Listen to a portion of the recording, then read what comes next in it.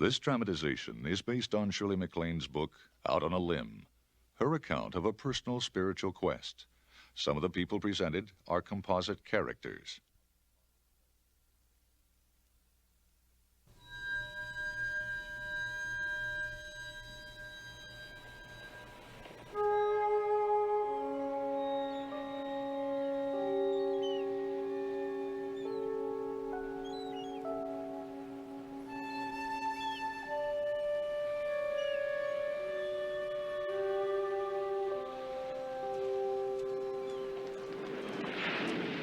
Malibu Beach at sunset.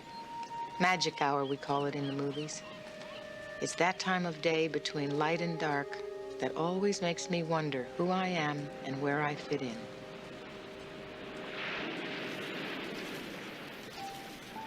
I'm going to tell you a story that changed my life.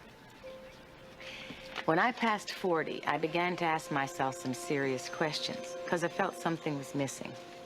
Something I knew was there, but I couldn't quite touch. Questions like, why are we here? Do we really die? Have we lived before? Is there life after death? Are we just an accident? You know, simple questions like that. Well, these questions came into focus because of a love affair. Now, this was no ordinary love affair. Well, none of them ever are. But this was an impossible relationship that led into areas that surprised even me.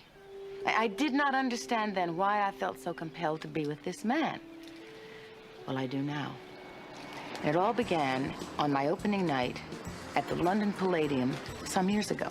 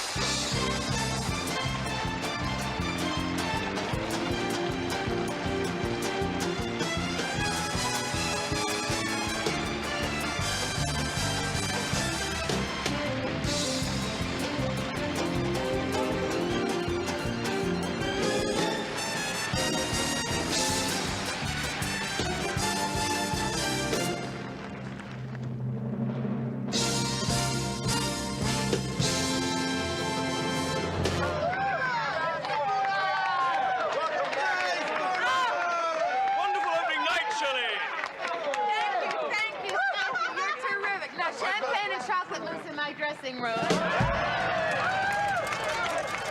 after that, discipline sitting. Dear girl, Sarah. Enchanting as always. Thank you. Congratulations. How do you do it? Oh, I still think I'm 12. Yes, but I suppose your body believes that too. 12 going on 45.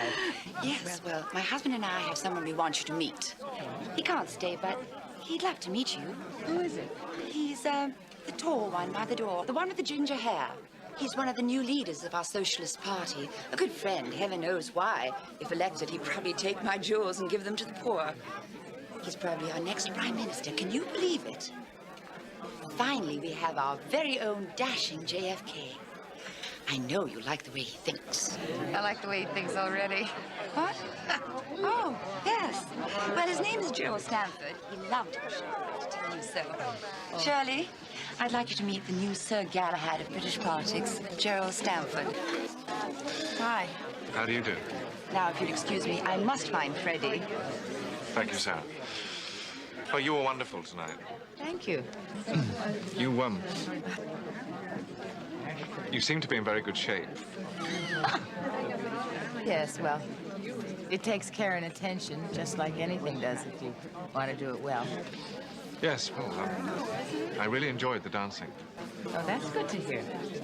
I like to think of myself as a dancer first. I'm a gypsy, you know. I guess I always will be. Gypsy? Yes, that's a term we use in the theater to describe dancers. It's a very appropriate term. I'm always on the move. Gypsy, yes, I like that. I like your tuxedo. Thank you, yes. As a socialist, I always feel a little uncomfortable in this get-up. But, I'm having to give a speech at a dinner tonight, so... I see. Well, you couldn't wear Bermuda shorts now, could you? But you'd probably look great in anything. I hope the voters appreciate that. Well, I hope so, too, but I don't think I'm going to put it to the test. Can I ask you a personal question? Go ahead. How do you get your hair to fall down over your forehead like that? Does it take a lot of time every morning? No, I just leave it alone. It seems to work better that way. Excuse me, sir. The car is waiting and you are expected. Thank you, David. I'll be right back. Well, I really enjoyed meeting you. Likewise. Good luck on your speech tonight. Thank you. Shirley, I've got Lou Grade over there. He's been asking for you. Okay, this is my agent, Mort Viner, Jerry Stanford. Mort, how'd you do? Nice meeting you. I think if you do the Charleston with him, we may get a deal on the Amelia Earhart thing. Okay. Well, congratulations again. Thanks. Who's that? They tell me he's going to be the next prime minister. Graceful, isn't he? I think you threw him a little. I didn't see Jerry again throughout my London engagement. And although I noticed his name in the papers, I'd almost forgotten our meeting by the time I finished my European tour and returned home.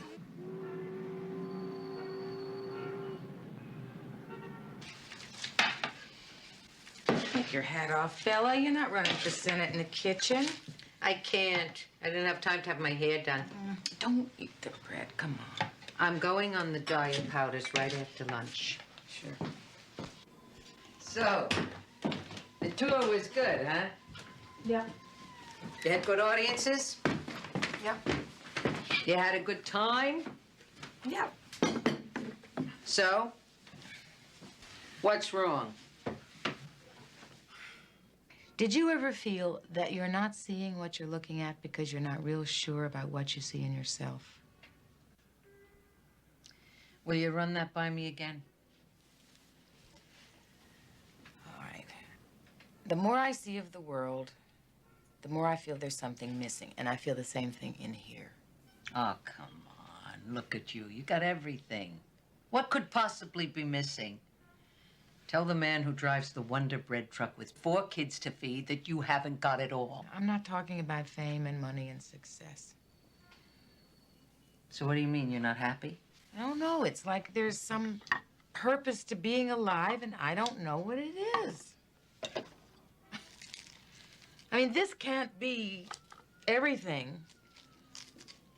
It just can't be, can it? I mean, why are we here?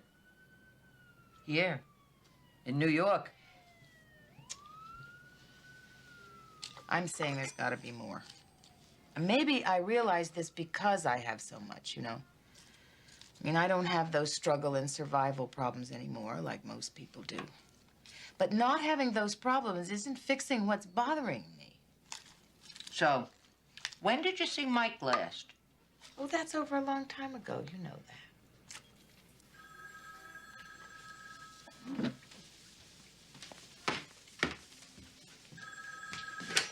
Hello. Hello, this is Jerry Stanford. Who? Jerry Stanford. We met in London after the first night of your show. I was there with Lord and Lady Carlton. They gave me your number. The walk into the closet man. How are you? I'm fine.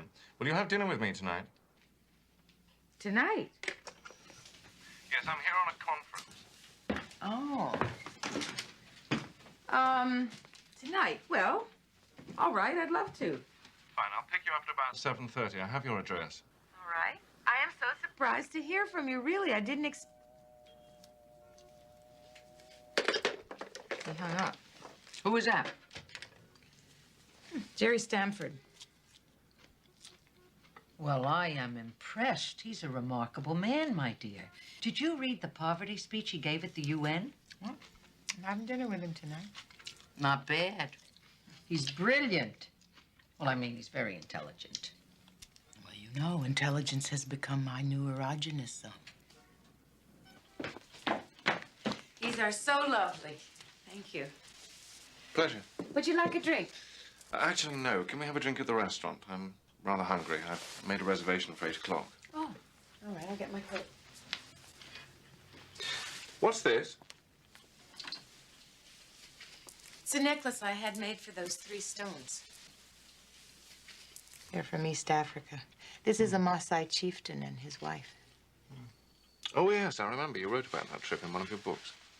Did you read my books? Yes, both of them. I like them. Thank you. I liked East Africa. It's a beautiful place. Have you been there? Yes. Yes, it's beautiful, all right, but I couldn't really enjoy it. Why? The economic situation was so horrendous. The poverty, all I could see were the problems. Really? Should we go? It's beautiful. Have you heard from the Carltons lately? Sarah, we're old friends. She says that she's going to live it up now because when you get in power, these will be the good old days. Sarah and Freddie are glorious friends, but they zip around London in their limousine and they haven't got a clue about the realities of the world.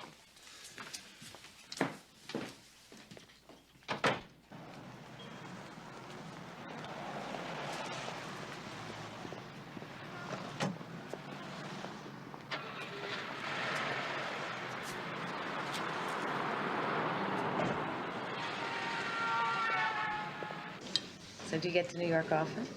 When my work calls for it, yes. I like this city. Could do with some cleaning up, couldn't it? Yes, but you could say that about all the great capitals.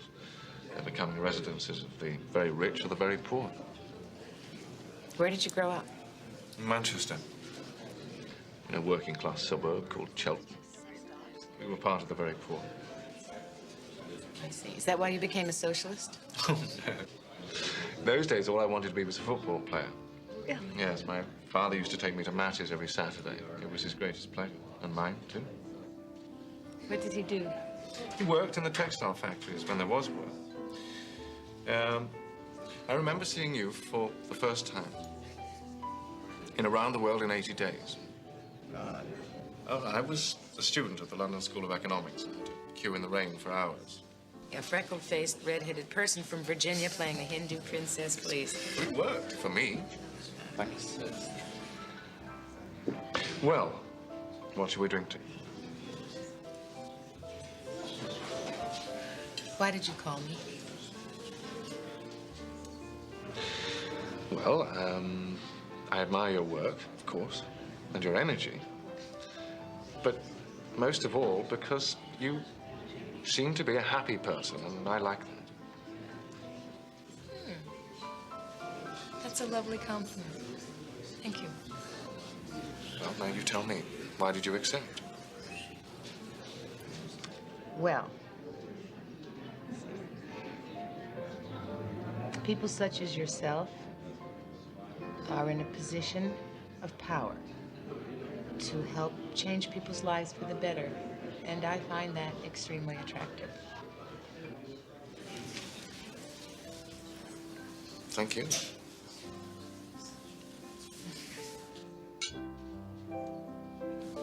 Cheers.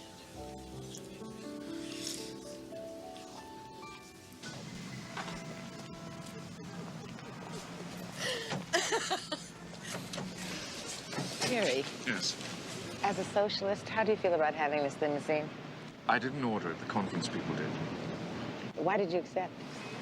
It just follows me around.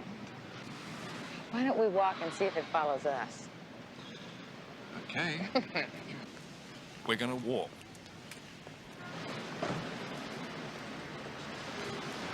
What's it like being a socialist when you have to work with communists?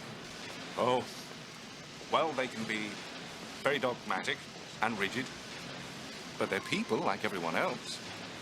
In this country, though, you consider them godless. Well, they are, aren't they? Yes, I suppose they are. But they don't have horns and tails. Besides, in a democracy, one has to recognize them. It's no use ignoring the fact that a lot of the world's people support Marxist views, as my wife is always telling me. Oh, you're married? Oh, yes. Very. 18 years. Children? Yes, 2 daughters. Teenagers now. Are you married?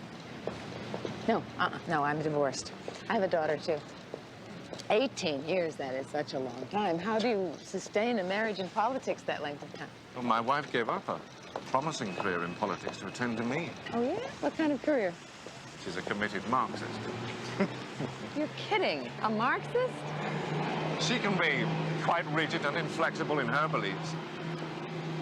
But she's as committed to improving the lives of the disenfranchised as I am. What's it like living with a Marxist? Difficult. I see you like autobiographies. Yes, I like books about real people. You have the best biography of Shaw. Yes? Now, you probably know him as a playwright, but I know him as a socialist. Do you know, he spoke out vehemently against the First World War. The only reason he wasn't jailed was because he managed to say what he did with such wit. We British always admire wit. You know, there's a story about Churchill standing up on the floor of the House of Commons to announce the casualty list after all the... I felt so comfortable with He him. announced them. He seemed so familiar to me.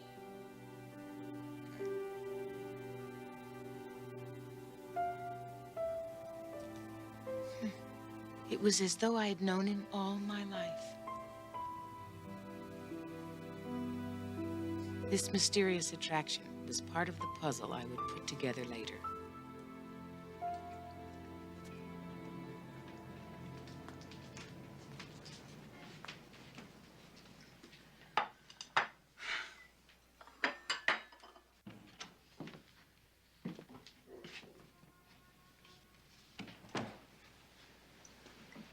What would you like for breakfast, Jerry? Well, those biscuits look fine. I never seem to have much time for breakfast. Well, I hope you like this tea. It's got a bag in it. Is this a watch? Yeah. If I wear a regular watch, somehow time speeds up on me. Well, that seems to be happening in any case, doesn't it?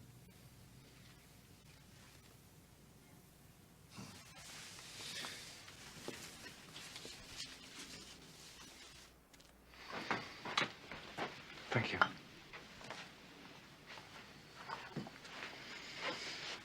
Do you come to London often? Yes, it depends on where my work takes me. The world's such a small place, it seems like a golf ball sometimes. I would like to see you again. Thank you. Would you like to see me again? Yes.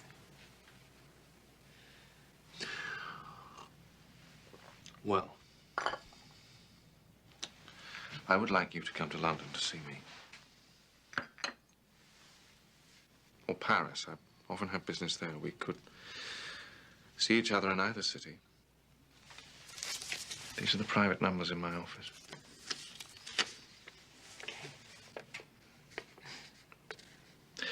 I should go.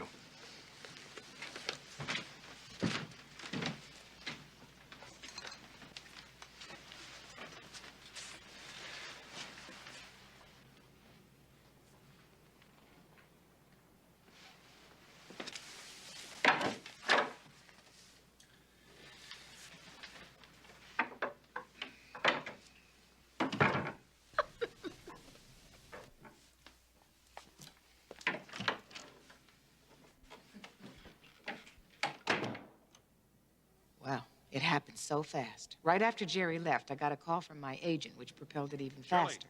Mort, yeah, we got a shot on the Amelia Earhart script. Right, now, Fred Zinnemann wants to meet with you in London.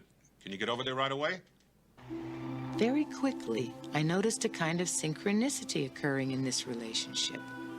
Things just seemed to fall into place. Friends had let me use their apartment in London. I didn't want anyone to recognize me, so I employed the first of my Greta Garbo disguises.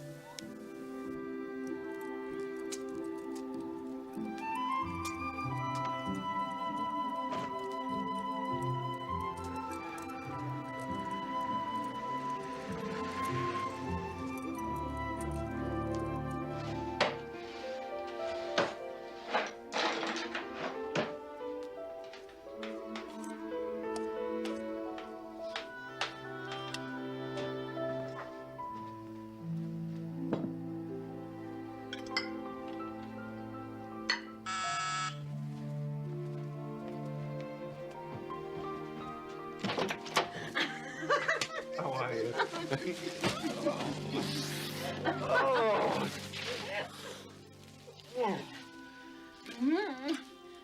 These are for you.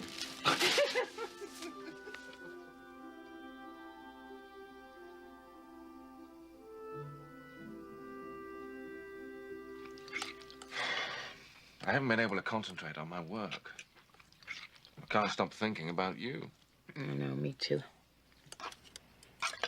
You're hungry? Eat. It's really good. Yes, I should eat before I go. What do you mean? I thought you could stay. No, I have to go home. Okay. I can get some time tomorrow afternoon.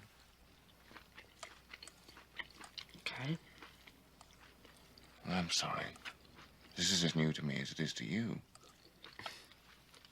But come with me to Paris next week. I don't have that much to do. We could spend the weekend in the country. What are we getting into here, Jerry? I think we're already in it.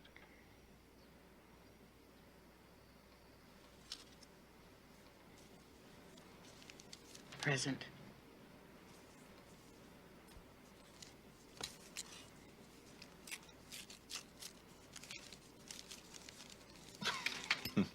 Please. See, it was that hair of yours that really did it for me. Right here. Oh.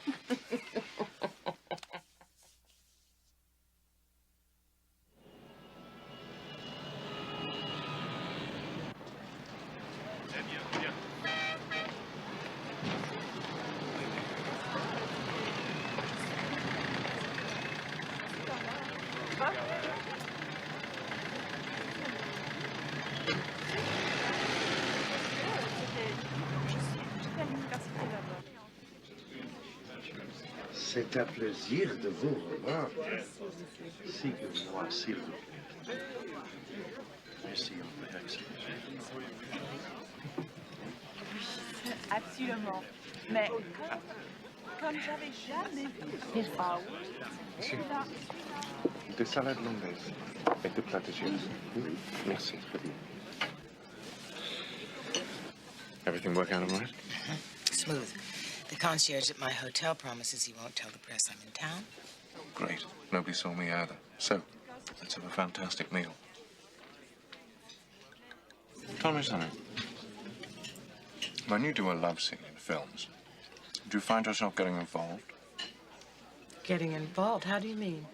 Well, you know, are the love scenes real? You mean physically? Yes. Well, they're real up to take 25. And then after that... And after that, they fall off dramatically.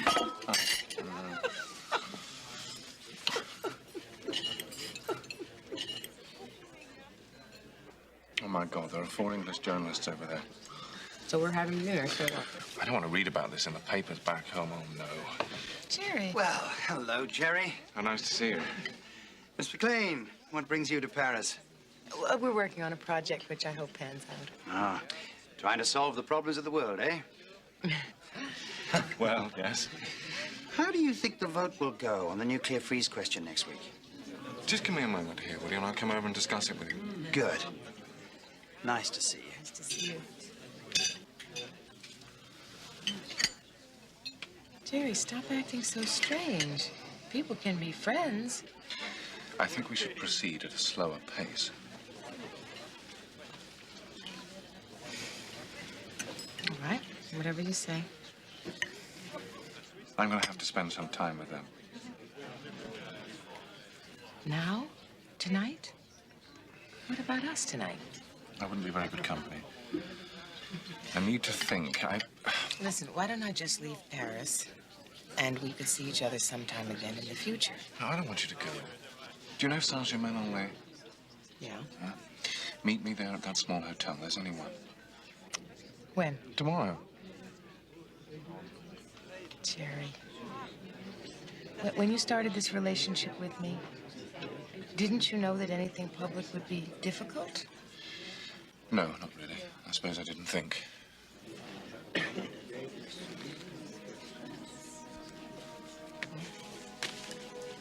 Guess I'll just go. You tell them I have an engagement or something, and you do what you have to do. Yes, all right, thank you.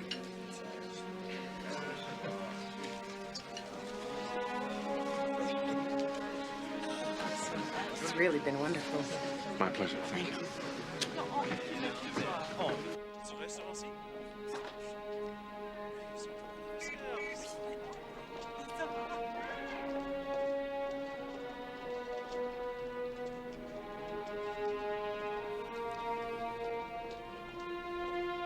I stood there asking myself, what is this mysterious attraction? And how much was I willing to put up with to find out?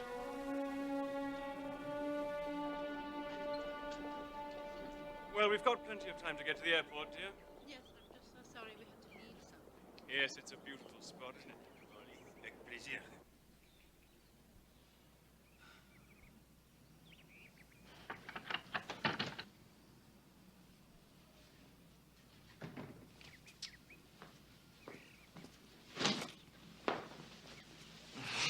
I'm sorry about last night. I need you.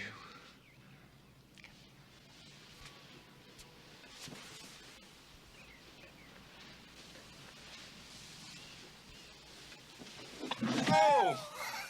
Oh, God. Just turn right the way around. That's it. Right. Pull this one up. That's right. You get the sheets. Okay. And the blanket. That's right. Straighten them out.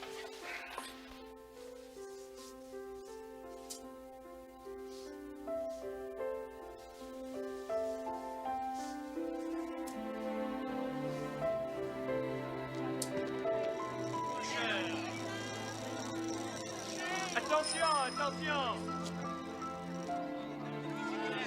C'est joli, madame. Ça vous donne très très bien.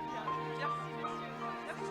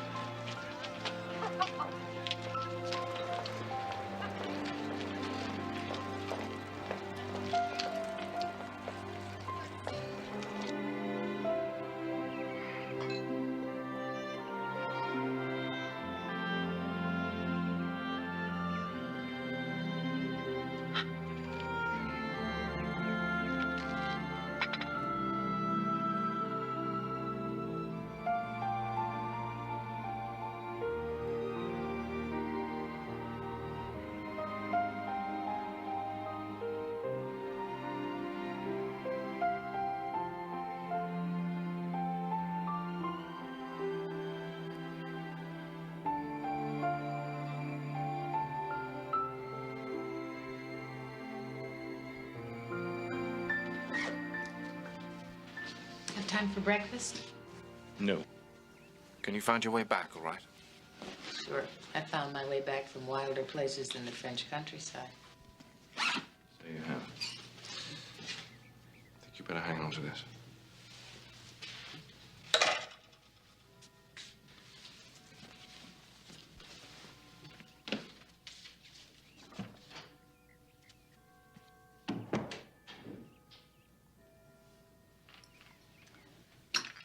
The room we had brought to life for that weekend came to a silent stop.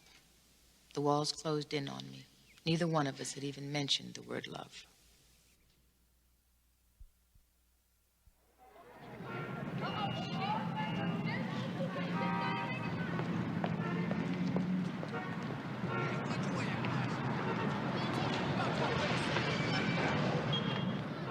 This guy who owns the gallery is a big potential contributor of mine. So if you like a painting, buy it. Live a little. Well, I guess you are doing that, aren't you? Bella, how nice to see you. Miss MacLaine, a pleasure. Thank you. Nice to see you. How's it going, Tom? Oh, great. Are you going to get out of the House and into the Senate? Well, I could use some help. I have a new artist I'd like you to see. From the Illuminarium Gallery in California. I think you might like him. I'm quite taken by him. He's Gilbert Williams, a New Age artist, very popular in California. Just catching on now in New York. And this is my personal favorite. What do you think? What is it? The Lincoln Memorial after the flood? What is he trying to say with this? David. This is David Manning. He's an expert. David, meet Shirley MacLaine and Bella Abzug. How do you do? It's a pleasure to meet you. I'm a big fan of both of you. Oh, thanks. In fact, I saw your show in London. You were great. Oh, thank you. David can explain this artist. He's a painter himself. On and off. Are you on or off? Right now, I'm off and doing nothing. Well, how can anybody do nothing? It's not easy. Well, what is this all about? I mean, I like it, I guess, but I don't understand it. Well, the only reason I like this is because the painter paints with high-frequency colors. These colors are high frequency. Yes, these colors are yin colors. Yin? Yes, they're female colors, the colors of intuition. Intuition like in women? Yeah, well, don't we usually think of intuition as being a feminine characteristic? Would you say that this was a feminist painting? Well, I never thought of it that way, but yes, I guess maybe you could say that it was feminist art. Buy it. You don't know it, but you just contributed to her campaign. I'm glad. I hope she wins. Are you from California? No, I'm not from California, but I just moved back there. Oh, yeah? I've been traveling around for the past couple of years. Really? Where? Well, Europe, India, Africa. I just got back from Peru. Peru? I've always wanted to go to Peru. Don't you have the feeling that you always get what you want? Shirley, could you come over here and pay for this? I'm on a tight schedule. All right, I'm coming. Well, thanks for the conversation. Maybe I'll see you in California. I live in Malibu. I know. I read your book. Okay. Thanks again.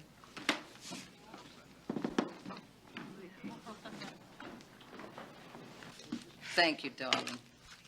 I thought I'd give the painting to Jerry for his birthday. Where's he gonna hang it? I don't know. His office, maybe. When are you going back to London? Next week. This is hard for you, isn't it? Yep. The Prime Minister spoke yesterday at considerable length about the government's sensitivity to the issues of the Third World. I put it to him that there is no more sensitive an issue than hunger.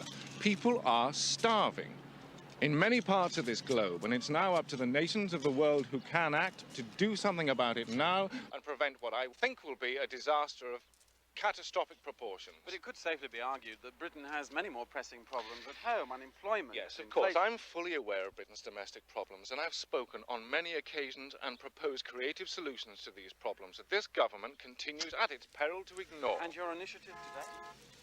Today was a simile.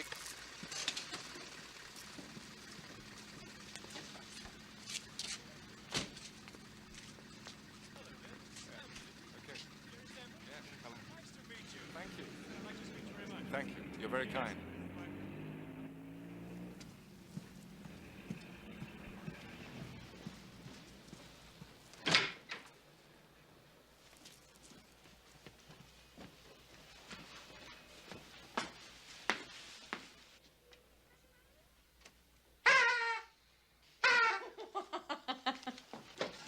Happy birthday. You remembered? Yeah.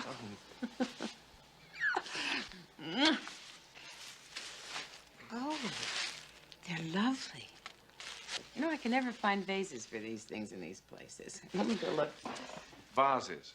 Oh, yes, of course. Vases. How silly of me.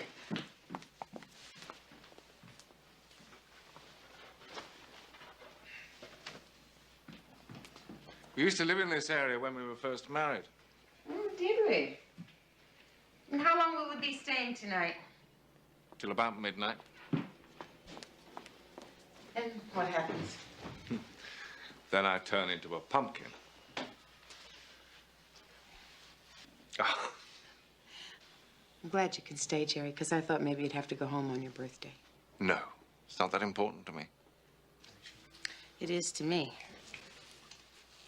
Sit down. Happy birthday. How did you get this on the plane? With great, great difficulty. I had to sweet-talk the flight crew, you see, and I told them that you and I were lovers and that the entire outcome of your election depended on whether or not I could bring this to you.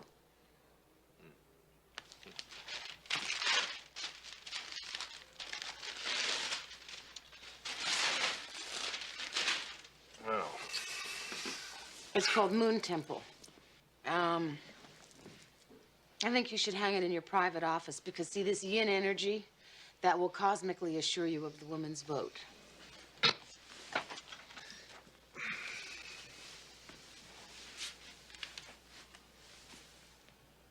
I love the color. It's very high vibrational frequency colored, they tell me.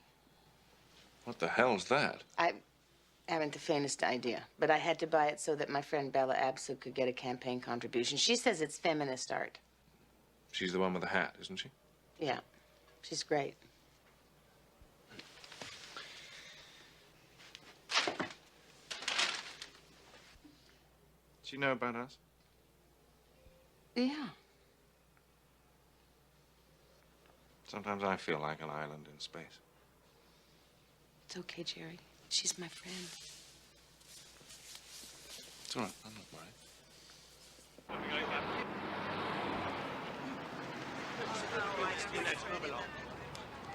Fresh tomatoes!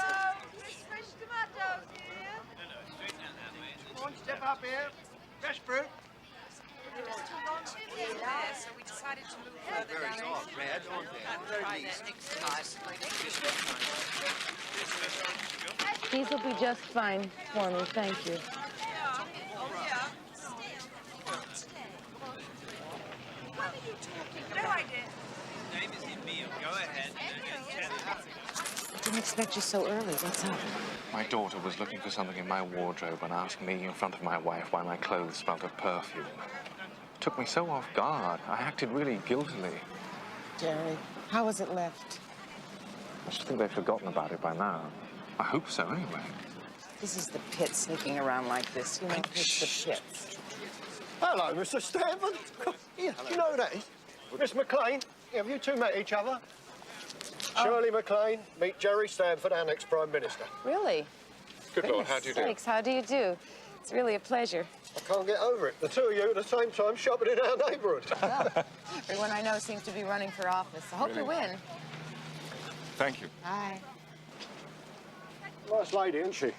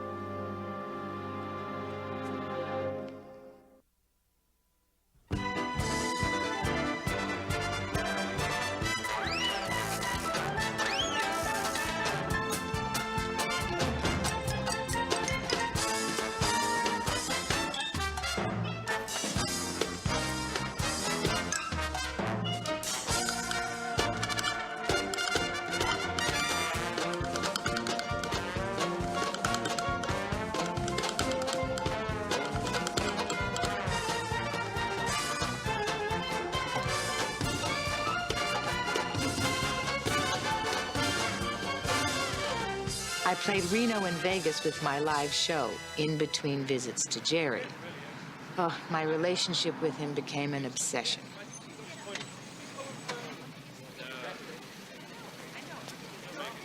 I did begin to have fun with my disguises, though.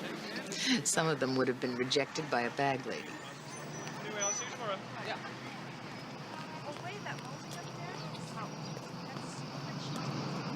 If the government continues with these cuts in what it laughingly calls its housing program, it will be the people below the poverty line who will suffer, and the numbers of these people has been increasing daily. It's no secret that this government has been insensitive to the needs of the ordinary working people of this country. So,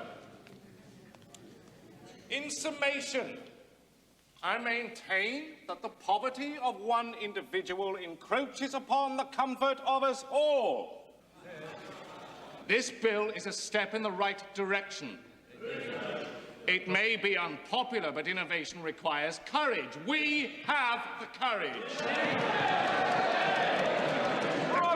You're wrong there. Know what I'm talking about. As I look at the right honourable member opposite, Mr. Chairman, I see a hypocrite and a coward. Supporting this bill requires compassion. He has half a heart. It takes intelligence. He has half a brain. It takes courage, but he is only half a man.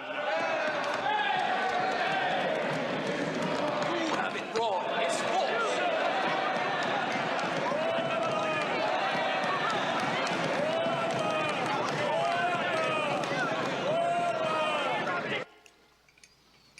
So how was your day? Typical. So, what did you think? You knew I was there. Well, it's hard to miss that disguise. So what did you think? Well, then were you performing for me, or do you always act like that? Like what? No, like you owned the place, Jerry. You were acting like you were the prime minister already. You know, I know you're passionate about the poor, but wow, you were aggressive. Yes, I was. So tell me more. Oh, you just seemed so insensitive to your colleagues, you know, calling one of them half a man and stuff. Is that the way it works over here? It's a game, you see. It's half the fun of it. I love to make them squirm at their own inconsistencies. Otherwise, why am I in it?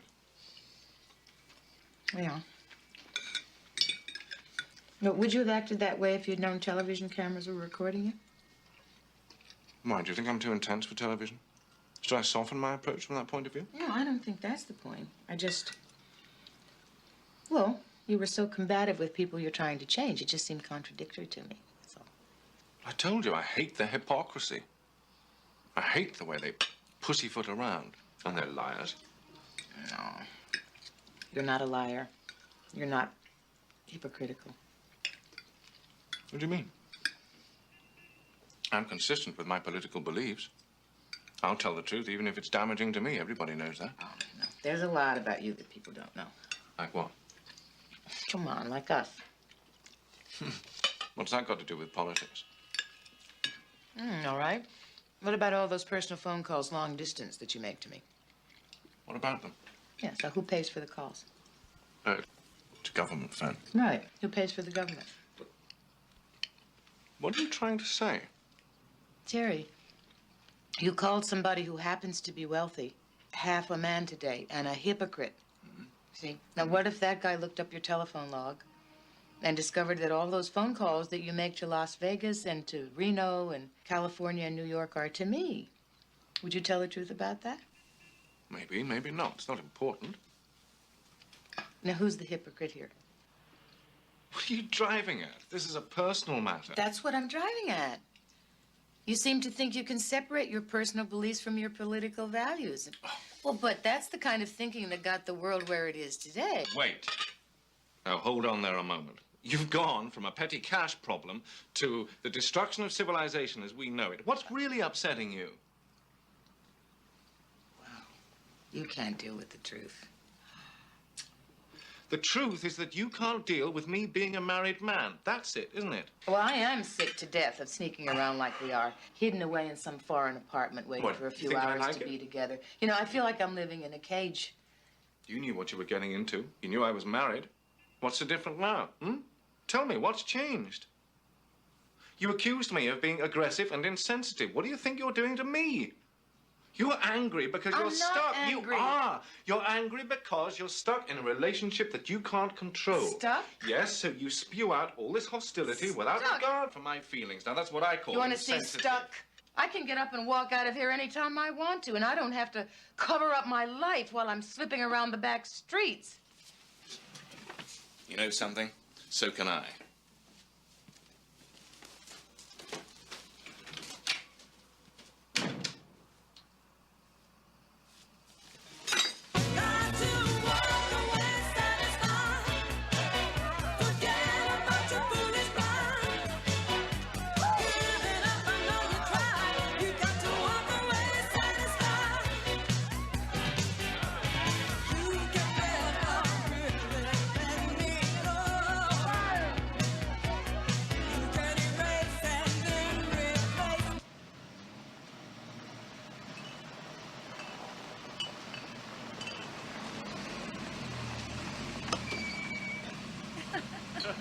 Good night, Shirley.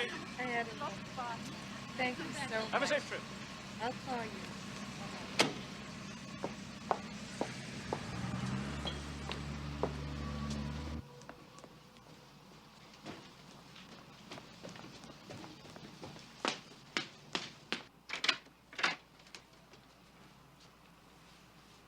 Hi.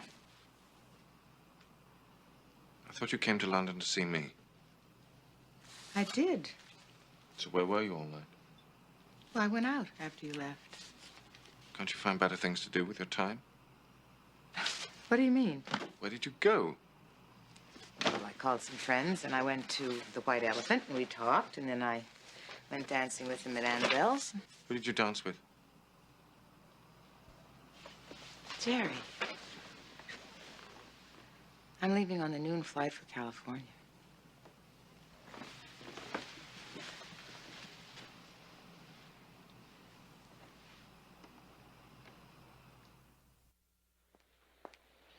I was back in California to rehearse for my new tour.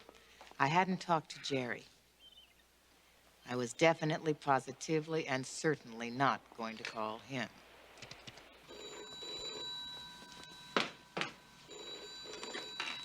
Mr. Stamford's office. May I help you? Yes. Is Mr. Stamford in, please? No, he's out of the country. Can I take a message? Oh. When do you expect him back? In 2 weeks. Where is he exactly? Who shall I say is calling? Some 14-carat bimbo. Thanks.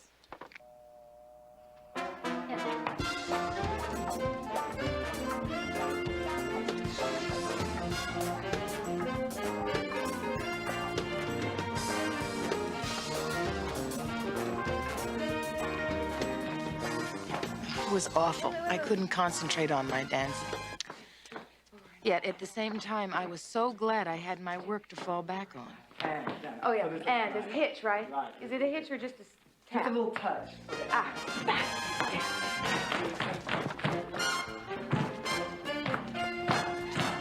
Oh! What did I do wrong? Well, I'm fine. Where are your hands? Here, mine are...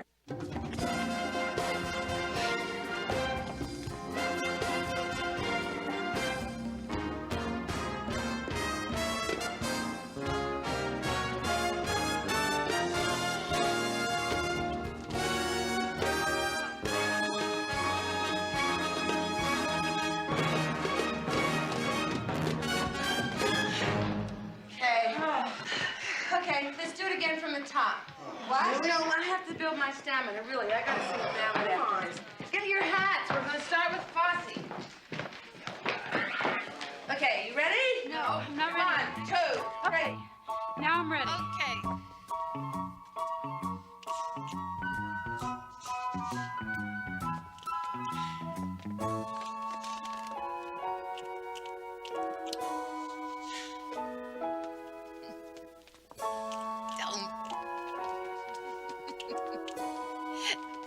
Stop.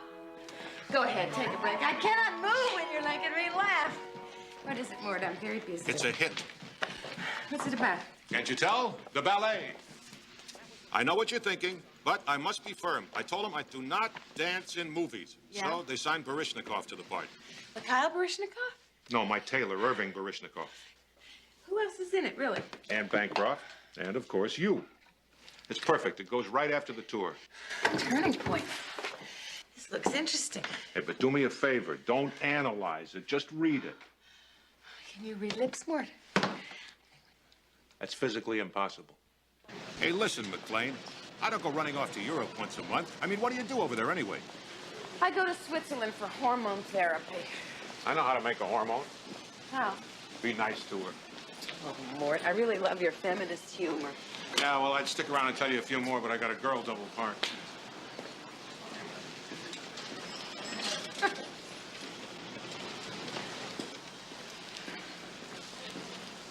Hello. Thought it was you. The on and off again painter, New York Art Gallery, right? David Manning. How are you? Fine. Any messages for me? Okay. So what are you doing here? Oh, I was over here at this gallery, and they told me that you were over here rehearsing. Yeah, I'm getting ready to do my tour. So, is the painting on again? Well, how'd you like to come over and see some of my work? Some photos of Peru? Okay. I'll be done in about an hour. Great. And maybe after that, you and I could go get something to eat? Well, okay. I can have 2 beans on a leaf. I'm in training. Well, I'm not. Okay. Okay.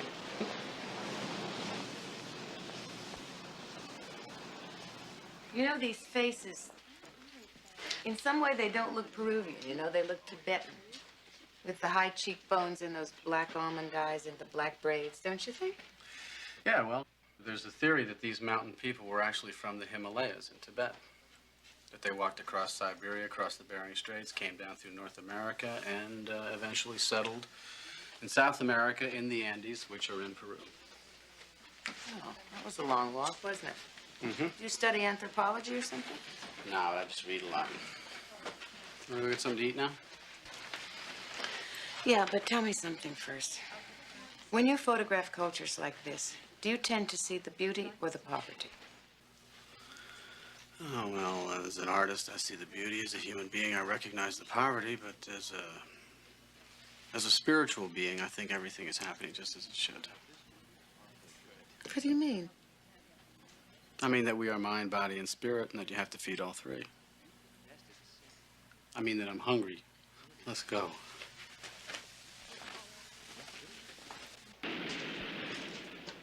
I thought about what David had said. Everything was happening just as it should. What would Jerry say to that? And what did that say about our relationship?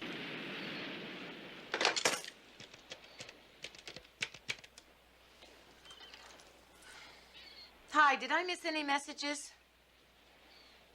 Okay. Thanks.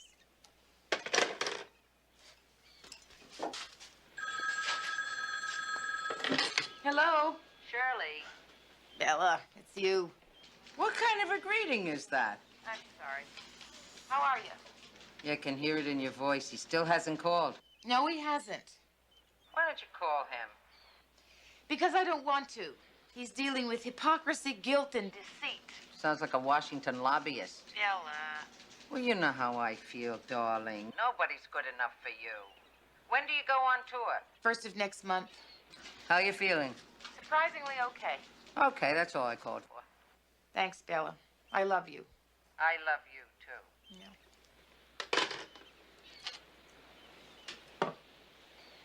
Hello?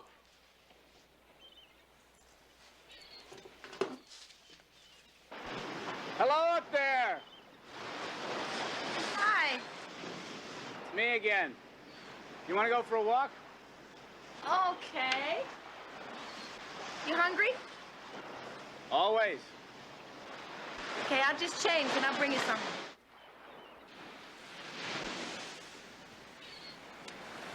Hi. Oh, hi, how are you? How you Good. You? doing? Okay. Want a peach? Oh, peaches, goody. You need cream? Come on, let's walk. I didn't eat breakfast this morning. I've been out here since sunrise. It's so beautiful.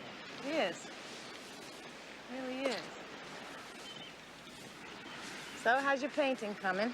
Great. Gallery's going to do a show for me. Oh, yeah? Turns out I went to art school with the owner. Ooh, that's a lucky accident. I don't believe in accidents. Everything happens like it should. Why do you always say things like that, like there are no accidents? There aren't. Like that. Like what? Like those 3 stones you have around your neck. Where'd you get them? They're from a Maasai chieftain I knew in East Africa. Yeah, I know, but how'd you get them? Do you remember? Of course I remember. It was about 10 years ago. Some young guy with long hair and a beard came to my door. He said that the Maasai chieftain had asked him to deliver them to me, so he did. I like the way I had them mounted, don't you? See, that's health, that's wisdom. That's security, I know. How do you know? Because I brought them. What? I was the young guy with the long hair and the beard that brought them to you. I was on photographic safari in Kenya. I ran into this Maasai chieftain, and he thought that because I was an American that I'd know you. He gave me those stones. So when I came back to California, I looked up your address and I dropped them off. You were the guy who gave me these? I was the guy. Why didn't you tell me this before? Well, there's a lot of stuff I haven't told you. Oh, really? Like what? Like, there's a purpose in everything. Why do you say those things? What does that mean? Because it's true. What? You take this peach, for instance. Its purpose is to go zinging into the sea, but it's making a complete mess out of me. No matter. Come on, let's just walk. Just walk. We spent the whole day together. There was a lot David wasn't telling me, but in other things he was very open.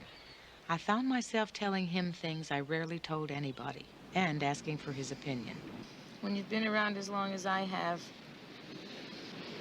you start asking yourself, what's it all about? And I don't do it out of any unhappiness or anything like that. I mean, I've got problems and complications, but that's not what I mean. Well, I always found that happiness is right in your own backyard, to quote Dot from The Wizard of Oz. You're a big help. My own backyard is the Pacific Ocean. Exactly. What is that supposed to mean? It means that everything that you want to know is right inside of you. You are the Pacific Ocean. You are the universe. That sounds so hokey, so California. I am the universe. Come on. No, I think that once you understand the life you lead and the lives you've led are connected to God, you'll no longer feel that something is missing. Did I hear you say the other lives I've led? What, past lives? You ever heard of the Bodhi Tree bookstore? No. Well, it's on Melrose Avenue. Why don't you meet me there tomorrow afternoon? I got a few things I want to show you. Reincarnation. Yeah. When was the last time you saw him? Hi, girls. They were another life. Good life. Have you ever really been in love with anybody? Yeah, I was once, but I lost her. Man, it was sort of a strange experience. Tell me. I'll tell you about it some other time.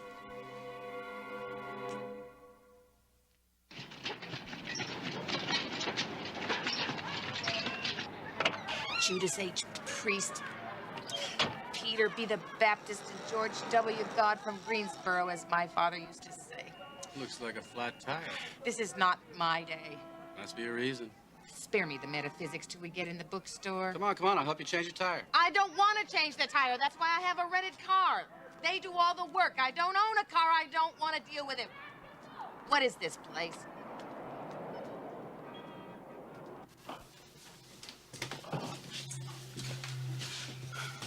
Okay, what am I supposed to read?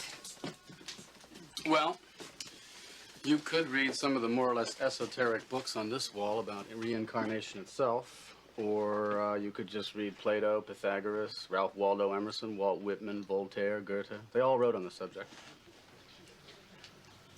You're telling me that all of those people believed in reincarnation? Yeah. Voltaire said that he didn't find it any more surprising to be born lots of times than to be born once. Do you really believe all this? I mean, really? That we lived before? I mean, do you honestly believe that? I really do. So that would mean that we had known some people before, right? Yeah. Everybody's had deja vu at one time or another, right? Haven't you ever had it with certain people? Like you know them right away, you don't like them for no apparent reason? I have felt those things, yes, but I kid around about those things. Well, maybe it's more important than that. So, dig in. And I figured out why you got that flat tire. Why? Because you're supposed to spend a lot of time in here. I'll be around. Oh, boy. There are a few times in your life when you can point to a simple act and say it changed everything for you. I guess it was meant to be, just as David said. It felt almost guided. From that day on, I began reading everything metaphysical I could get my hands on. Starting with the doctrine of reincarnation, I learned that it was as old as recorded history, that the Greeks, Egyptians, Buddhists, Hindus all believed in the eternalness of the soul, which came back lifetime after lifetime for the purpose of learning. And karma was a companion to reincarnation, karma being the law of cause and effect. What we put out, we get back. And I learned that what a soul sows in one lifetime may not be reaped till a much later lifetime. That was what was known as cosmic justice.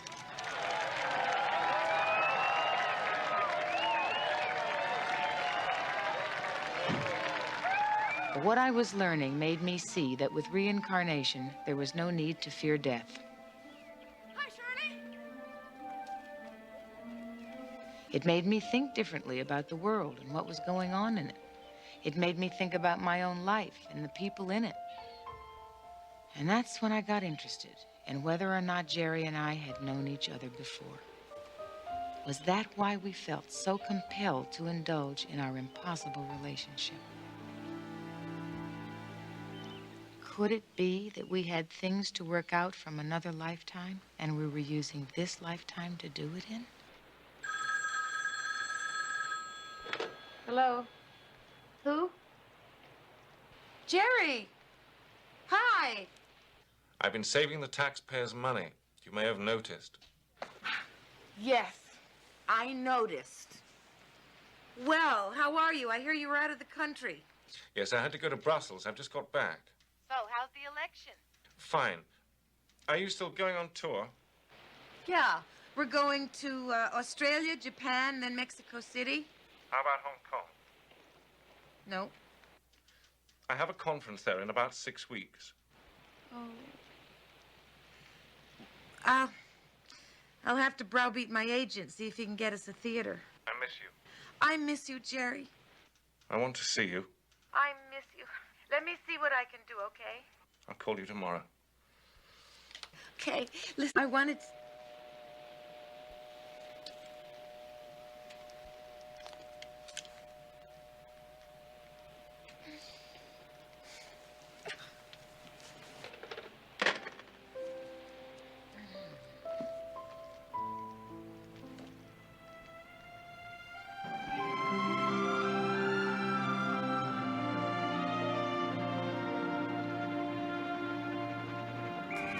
The moment you're living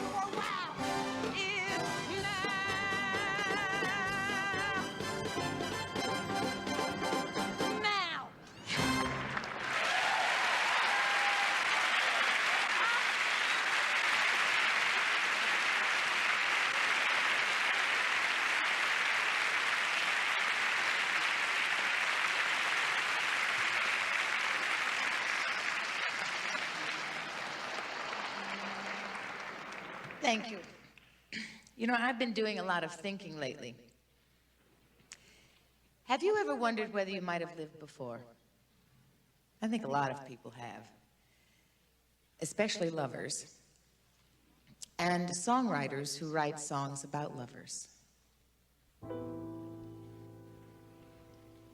When you're awake, the things you think come from the dreams you dream. Thoughts have wings, and many things are seldom what they seem. Sometimes you think you've lived before, all that you live today. Things you do come back to you as though they knew the way. Oh, the tricks your mind can play.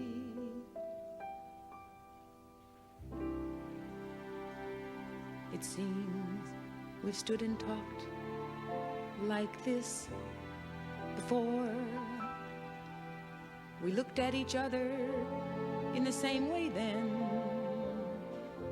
but I can't remember where or when. The clothes you're wearing are the clothes you wore. The smile you were smiling then, but I can't remember where or when. Some things that happened for the first time seem to be happening again. And so it seems that we have met before and laughed before and loved before, but who knows where or when.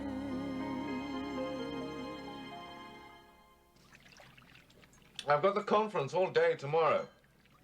But I was thinking tomorrow night we could maybe have dinner out in the new territories. It's terrific, Jerry. Because we're dark tomorrow night. So, how'd the show go? Great. I put in a new number. I put in a number called Where or When, a Rodgers and Hart tune. Do you know it? No, I don't. Oh, well, it went great.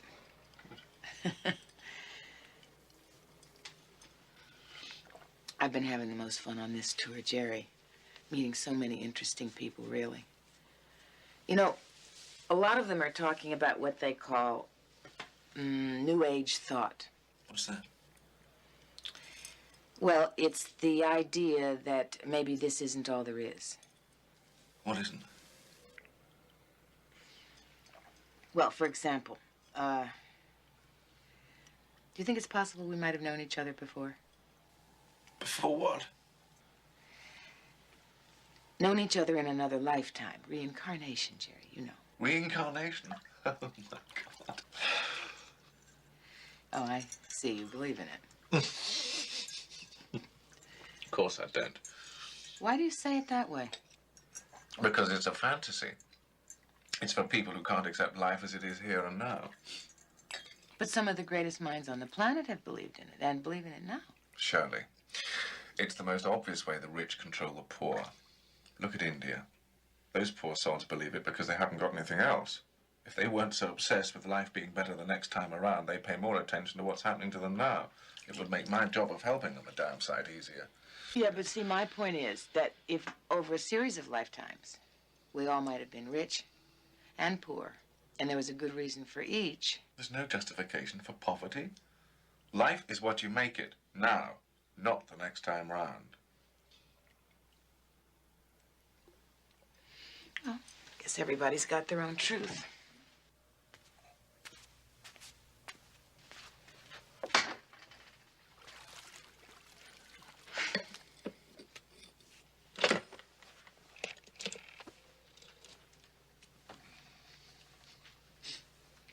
What are you doing? Calling room service. Come here.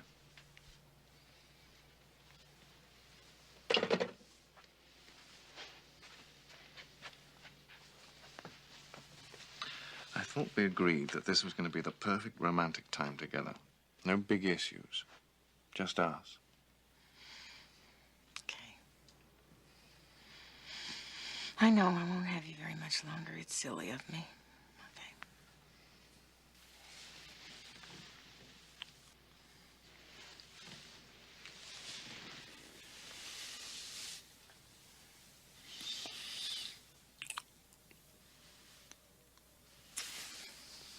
It seems we've stood and talked like this before. We looked at each other the same way then. But I can't remember. Where or when.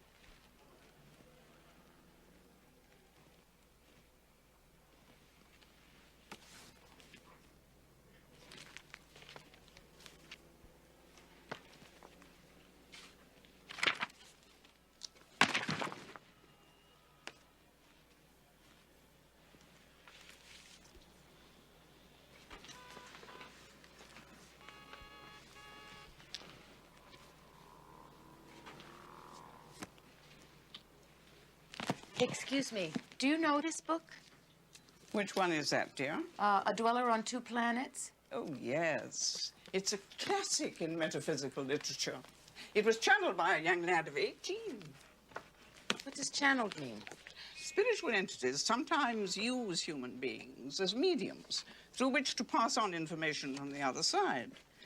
Apparently, the spirit guide who spoke through the boy told about an earlier incarnation he had had in Atlantis. It's quite wonderful, really. Really? Well, it was the strangest thing. I was just standing here reading, you know, and this book fell right smack into my hands. Those kind of things happen to me quite often. Like now. Haven't we met somewhere before? Well, I'm playing down at the Majestic Theater. You might have seen my show or something. Of course. Shirley Jones. No. It's MacLaine. Oh, that's right. You're wonderful. Thank you. I love talking about spiritual matters. We in England have a rich tradition in it. Perhaps you've heard of the British Society of Psychical Research, made famous by Sir Arthur Conan Doyle. You know, Sherlock Holmes. Oh, yes. Yes. They've been studying the phenomena of mediumship for quite some time now. Of course, you Americans have Edgar Casey. Who? He was known as the Sleeping Prophet. There are lots of books on him. I believe we have some. Yes, here. The information he channeled when he was in a trance is absolutely thrilling. You know, it never occurred to me that souls could actually be speaking from the spiritual dimension. Oh, yes. These souls are communicating to us until they decide to incarnate again. See, I never made that connection before between souls waiting around and reincarnation. No one really dies. All souls are alive. But some are in this physical dimension and some are not. That's a lovely thought. It is, isn't it? Well, oh, no. They're a gift. It would give me so much pleasure. Well, isn't that sweet? Thank you. That's very kind of you. I will enjoy these. Goodbye. And contact the British Society of Psychical Research if you're interested. The British have always been open to new frontiers. All right, I will. It's not been my experience so far.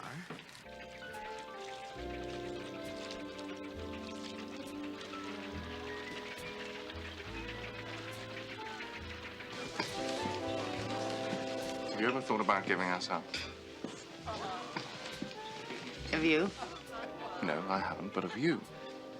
No. Good. Look, I know you're on this tour, but I'm going to be in Hawaii next month for a conference. Any way that you can make it? Really? What are the dates? 20th and 21st. No. What's so funny?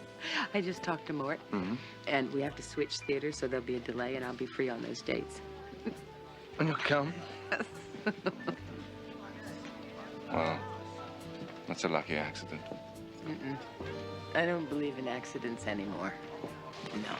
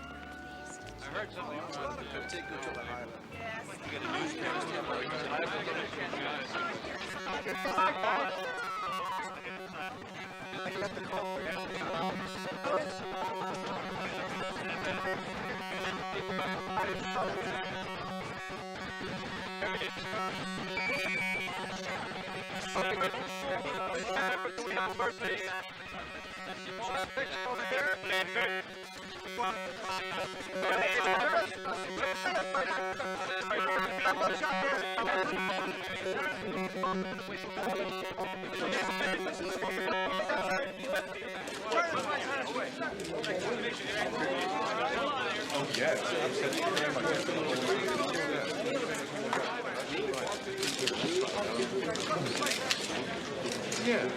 Yeah, every single time.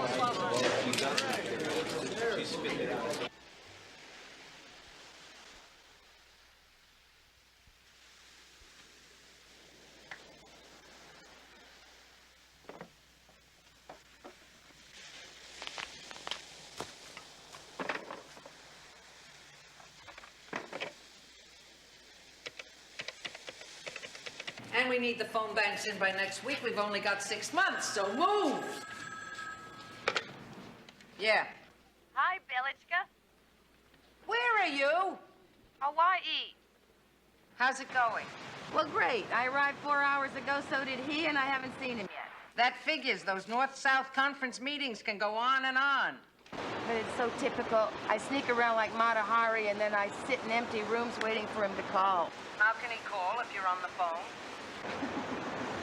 I'm calling to ask a dear friend about her campaign. How's it going? Your dear friend is 5 minutes late for a fundraiser, and this election is going to be close.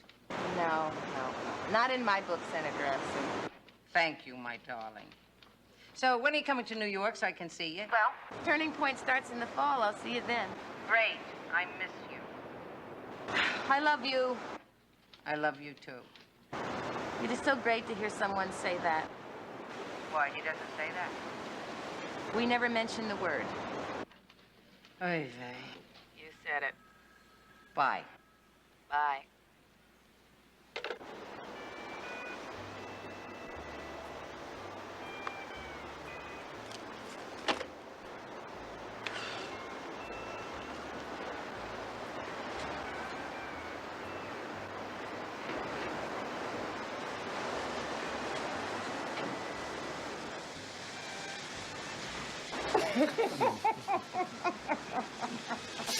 We must never move. We must stay here for the rest of our lives. It just gets you hooked. It's you. It's really you. Come with me.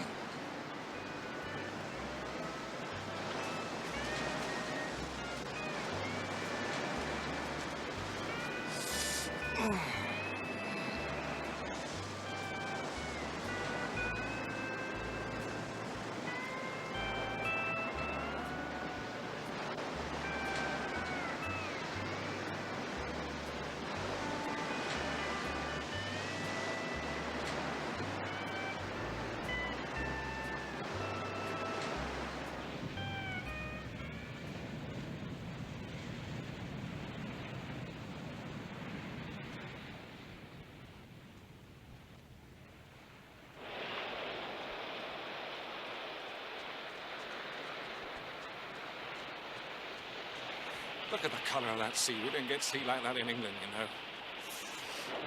Here, hold these. I'm going in. Come on. Come on. All right.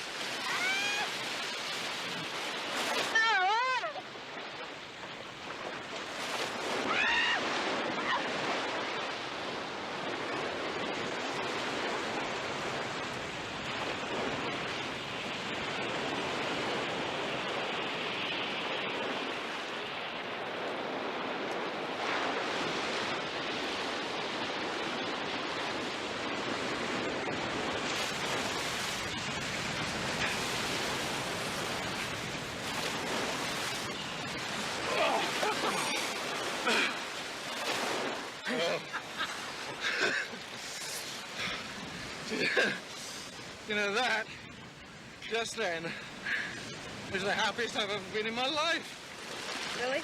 No, the last election I won, I was really depressed for days. What do you feel when you lose? Well, funnily enough, I feel challenged, infused. If I don't have struggle in my life, I'm not happy.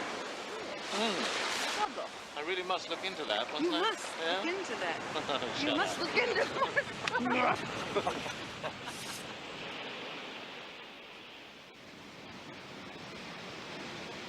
What do you want from me?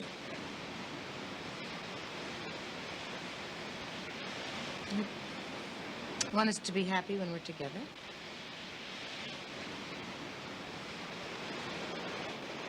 Are you happy? Yeah, I think so.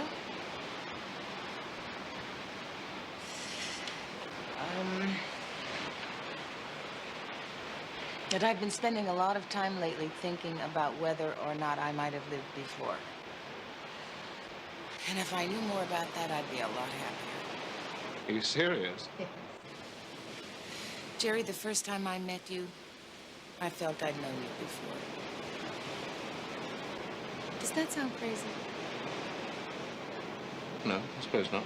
Somehow I recognized you. It was the deepest feeling. Like a memory, almost. And our meeting wasn't an accident. It was inevitable. Destiny, as the poets would say. Yeah. I know that there's something much, much more going on this planet than meets the eye. That I know. Tell me what you think it is. You know. Something to do with the spirit. You know something, when I think this way, it makes me feel so happy. Like there's a God, and you and I are both part of it.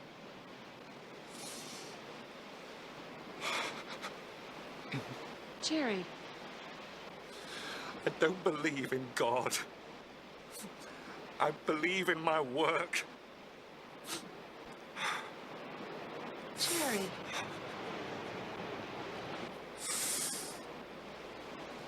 Jerry. I love you. I love you. I love you.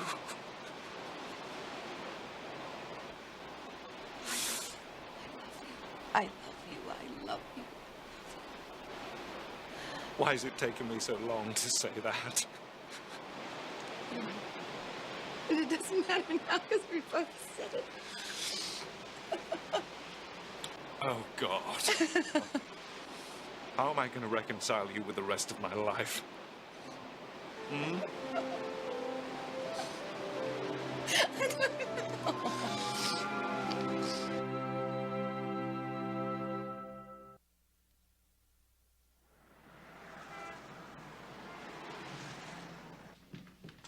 I lost by less than 1.5%. It was the men. 2 liberal men carved up 1 liberal woman who could have made it happen. But that's water under the bridge. Did you see Martin? Yeah. He's writing a book about our life together. He doesn't want me to read it. It's probably just as well. So, how's Turning Point doing? It's going great. We shoot in front of the Russian tea room tomorrow, and next week we go back to California. So, what do you want to talk about? Jerry. I don't know what to do about it all. Think he's gonna leave his wife for you? No, I don't think so. I don't even want him to. Well, something's gotta give. I mean, Hawaii was pretty intense for both of you. Yeah, it was. Oh, Bella. I can't help having this feeling that I'm involved in this relationship with Jerry for a reason bigger than I'm aware of. What do you mean? Like we've met before, in another life. In another life? Yes. Yeah. You're crazy. Listen to me. Just hear me out, okay? What do you mean you lived before? I mean, you have some proof of this? Of course I don't have any proof of this. It's a feeling. You know, reincarnation. Oh, brother, these are the guys I see on the corner in the orange sheets with the bald heads ringing their little bells. Shirley, let's get serious here. I mean, you're a practical person with a practical problem. You want to go live in London? No, I don't even want to go to London, not with his wife living there. Why? She's probably part of this past life thing, too. I wouldn't be surprised. Oy vey. Oy vey was right. I returned to California. There seemed to be no convenient way to see Jerry. And even if there had been, I wouldn't have known what to say to him. So I continued my reading. And then I began to take notes on how I was feeling and what that might mean to the relationships in my life. David seemed to be the only person I could talk to. Do you think it's possible to love someone who doesn't believe in God? I think it'd be a tough go because it's like saying that they don't believe in themselves. Isn't it difficult to love somebody who doesn't love himself? Yeah, it's like they don't know who they are, you know. I mean, if you don't know who you are, you can't love yourself. Don't you ever get frustrated when you feel like you're not really being yourself? Yes, all the time. Right. That's what all the masters have tried to help us with. What masters? You know, Christ, Buddha, the Indian avatars. They were really just master politicians who went right to the root of the problems in society, the individual. Some of them said if everybody believed that he was a part of God, the kingdom of heaven was within, and that if we took responsibility for that, that we wouldn't get so frustrated with ourselves or with anybody else. But it seems like it takes multiple lifetimes to come to that simple realization. Why isn't reincarnation in the Bible? Why isn't it taught in Christianity? Ah, well, that brings us to the controversial Second Council of Constantinople in 553 AD, which was so dominated by the Emperor Justinian that the Pope, in protest, refused to attend. So, Justinian got his way. And in spite of the fact that reincarnation could be found in many of the writings of the early church fathers, his council condemned the idea of the pre-existence of the soul. Emperor Justinian. What do you want to do a thing like that for? Well, I guess once you get used to the idea of being an emperor, you don't want to have to believe that someday you might have to come back as a pig slapper. Yeah, but why did the church go along with it? Well, I think at first Justinian pressured them into it, but then later I think they went along with it because they just didn't want people to assume their responsibility for their own karmic destiny.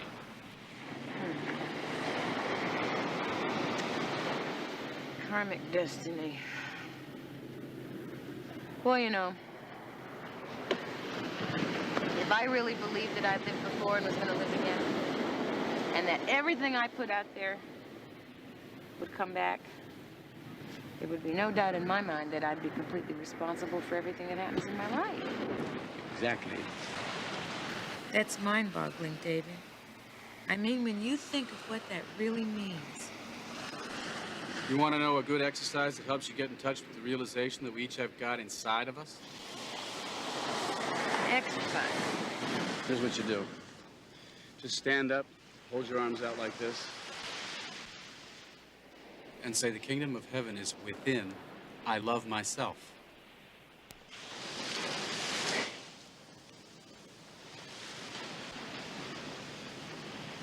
The kingdom of heaven is within. I love myself. No, wait, better than that. Say, Say, I and God are one. No, wait, better than that. I got the best one. This is the best one. Just say, I am God. David, I can't say that. See how little you think of yourself? You can't even say the words.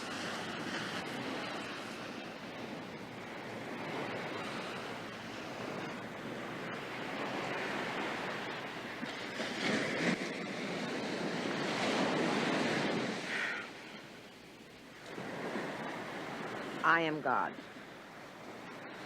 I am God. A little louder, please, with maybe a little more conviction.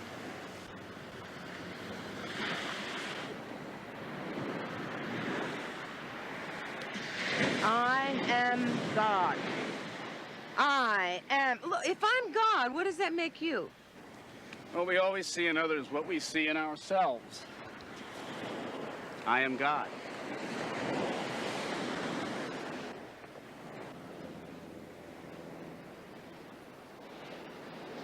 I am God. I am God. I am God. I am God. I am God. I am God. I am God. I am God. I am God. I am God. I am God. Not you. I'm. I am.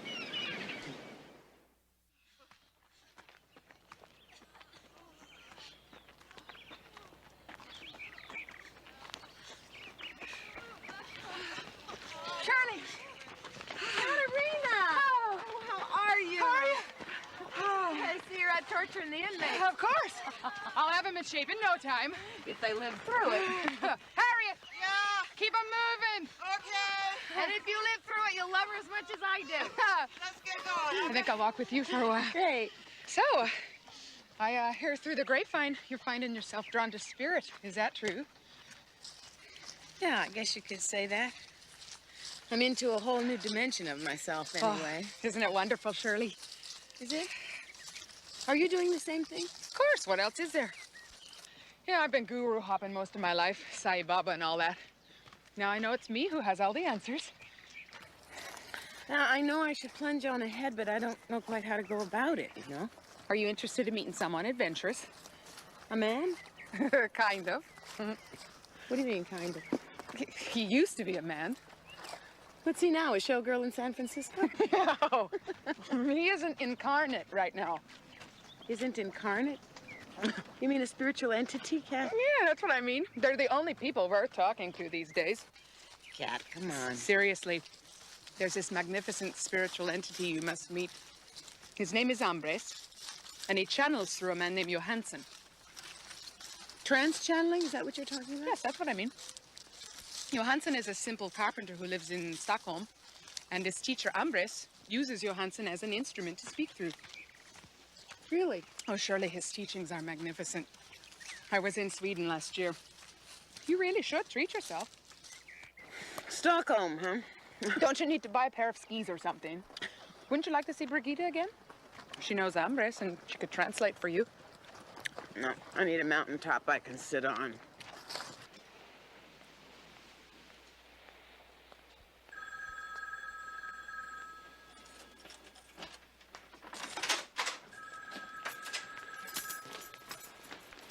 Hello? Hi. Jerry, I miss you. Yes, I miss you, too. Can you meet me in Stockholm next week? Stockholm? Stockholm, Sweden? Oh, God. The synchronicity. What? Nothing. I know it's cold down now, but I'm going to be there for about 2 weeks. I have something important I want us to talk about. I cannot believe this. Should I get my own hotel? If you wouldn't mind. I'm staying at the Grand. Now, if you phone me on Monday morning, use the name Edwards and leave a message with the number of your hotel. Okay. Jerry, I love you. I love you, and I want... Jerry was so romantic whenever he said goodbye. And then it hit me. What did he want to say to me? Was he going to propose something more permanent? Oh, boy. Was I ready for that?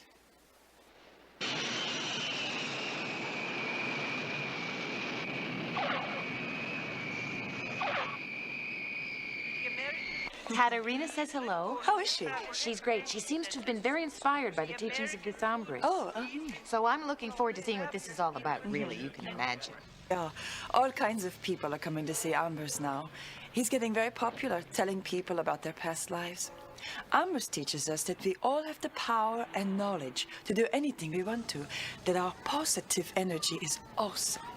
What does he say about our past lives? He tells people about them, but he always insists that this lifetime is the important one. You'll see for yourself when you meet Ambers Thursday.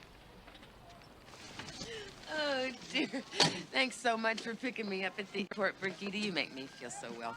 We're glad to do it. Swedish hospitality. I know. If there's anything we can do for you, just give us a call. Thanks, Lars. I have some other things I have to do while I'm here, but I'll see you Thursday for sure. Indeed you will.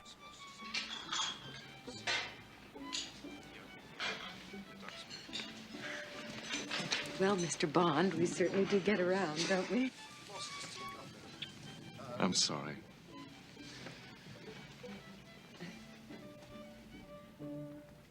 It's not the way I'd like it. I just have to be so careful.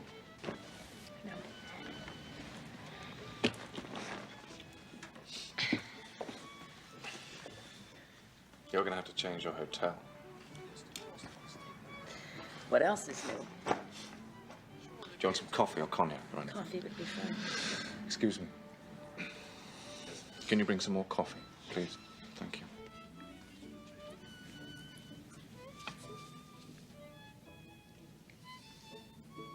I have something to say to you. Mm-hmm. It may sound like a speech. I've been running it over in my mind for weeks. Go ahead.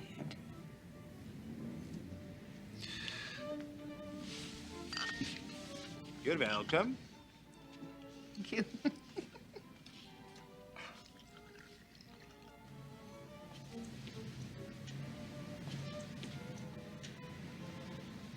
I love you deeply. But I'm not strong enough to tolerate the consequences of our relationship, either in a public or a private sense.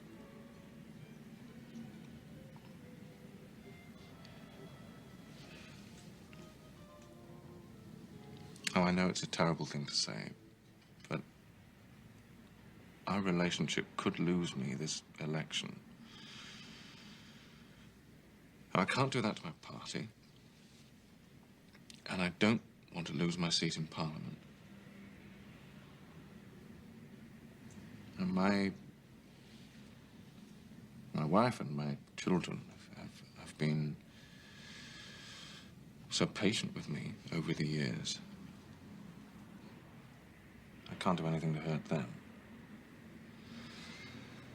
There have been times when I've worked to the point of exhaustion, and they've tolerated it. Do you see how morally unacceptable this is to me?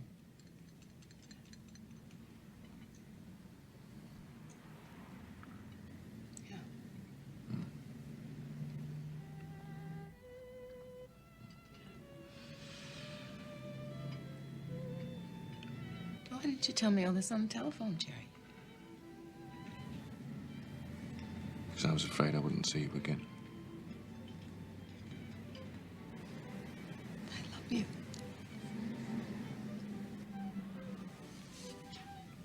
I don't understand why you love me. You don't understand why I do or that I do. Which? Oh, I don't understand either.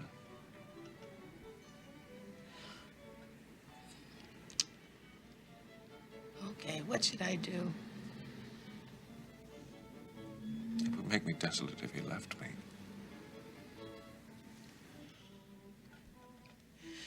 God, if you would just... You know what? If you would just love yourself more, Really, you'd be free to love me and your wife and your family and your work, too. I can't understand that. How can I love myself more? No, you've spent your whole life, it seems like, devoting yourself to helping others. Unaware completely of what you might want for yourself. Yes, well. All right. Now, as I see it, there are 3 possible solutions. 1, we continue this deception, both politically and personally. 2, we affect your solution. And 3, Wait a minute, wait. What's my solution?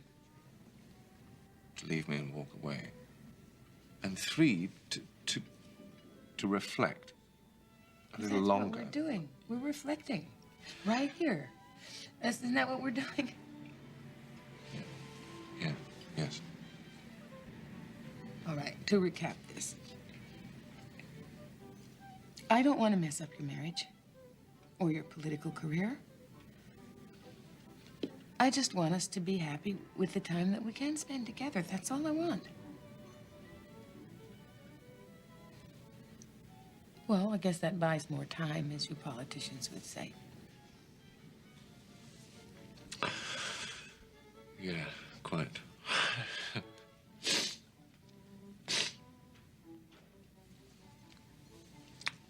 Look, I have a meeting about 200 miles from here. I won't be back till the day after tomorrow. Can you find something to occupy your time? Sure I can. I'm very resourceful, you know. I have some things I want to do while I'm here anyway. What's that? Oh, it's... I'll tell you about it when you get back.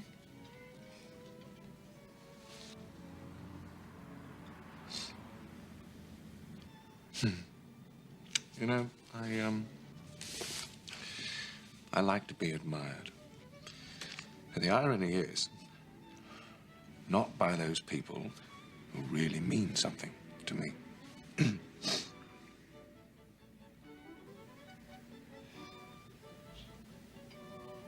That about says it all, doesn't it?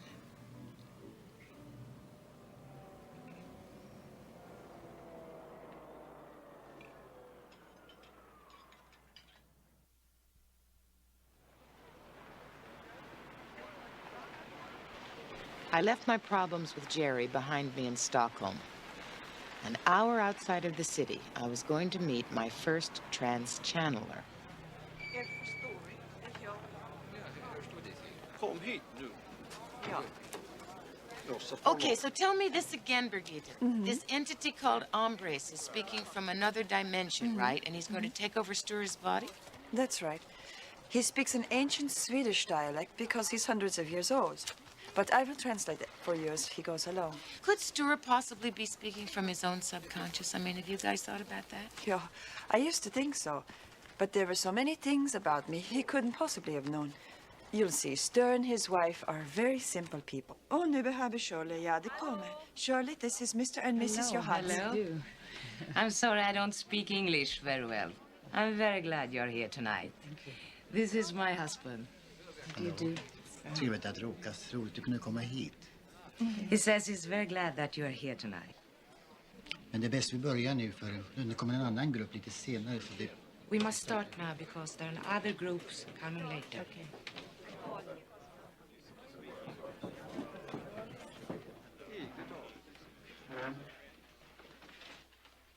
Kan vi få stillhet?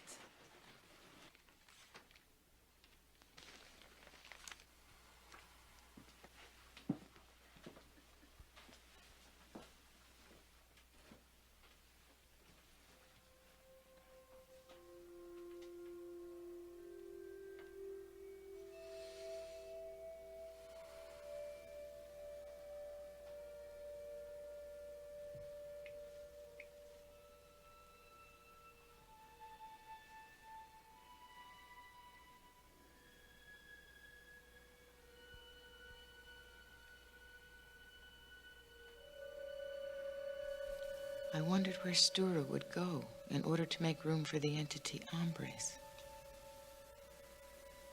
And suddenly, Stura's right hand began to shake. Birgitta said there was always an electrical vibration whenever Hombres was about to enter or leave his body. Jag välsignar detta tempel och den som befinner sig häri. Välkommen, Hombres.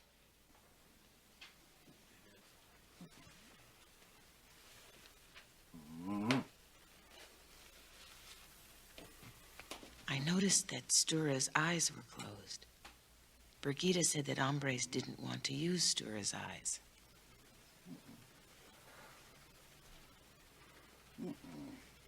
Se där.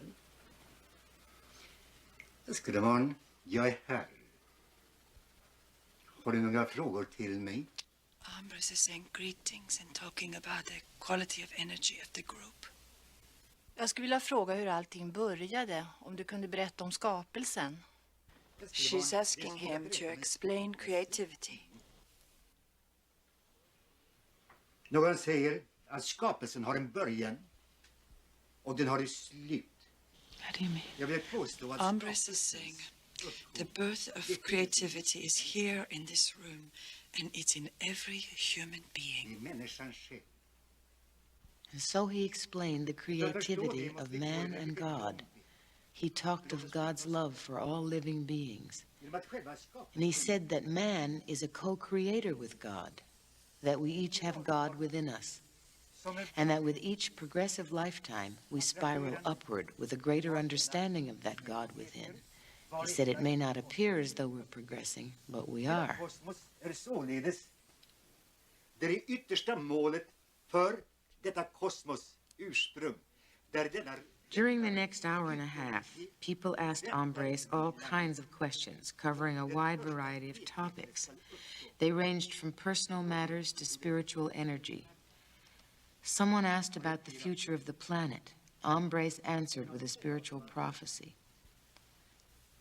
Varför det var så att Atlantis måste... Someone asked about Atlantis. He said that it disappeared because their technical knowledge exceeded their spiritual wisdom. Egyptens pyramider har alltid först. Someone else asked about the Great Pyramid at Giza. Men kungens kammare befinner sig vid viss måttenhet inom pyramiden. He said that it was a library in stone, which we would soon learn to read. Långt senare, tusentals år senare, pyramidens uppkomst. The range of his knowledge seemed unlimited.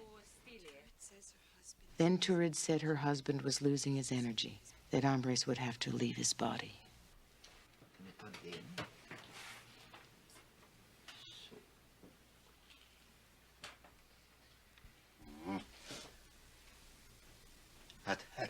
Hombres is about to give us his final blessing. När du ser så älska dem. Fyll deras hjärta med ljus. Ge dem kunskap. Jag vill välsigna dem alla i ditt namn. So, Lord, when you see them, love them and fill their hearts with light. Amen.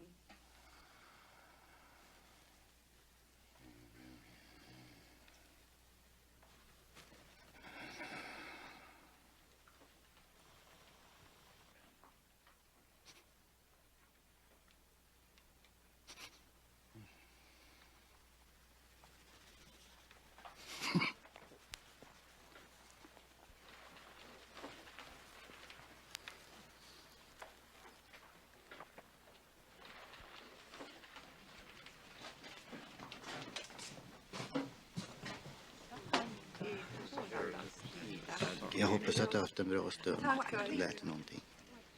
He says he hopes you learned something. He needs to rest now.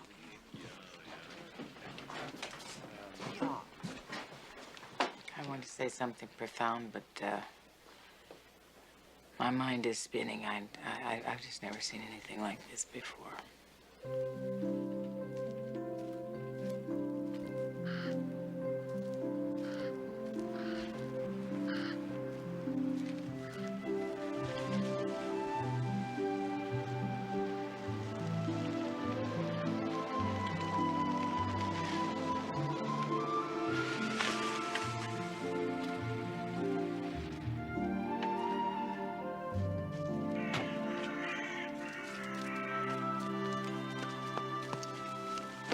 I missed you. Oh, I found this beautiful walk up here behind the building. Look, something's come up. My wife has arrived from London. I'm sorry. It's going to make things very difficult for us. It's all right. I understand. I can't even stay for lunch, let alone a walk. I have to get back. I'll phone you tonight if I can. Okay, I'll be at the hotel. Come on, I'll drive you back. No, I want to walk. It's beautiful up there. You sure? Yes, I understand.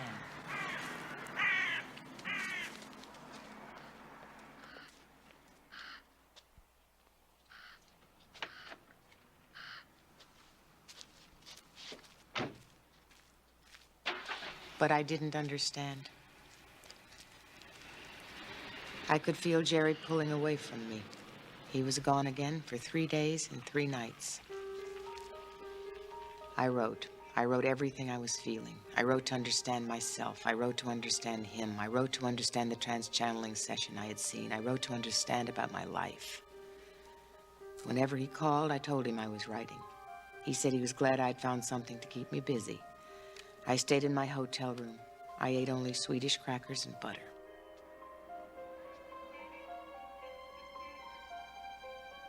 I watched 6 layers of snow fall and melt on the street.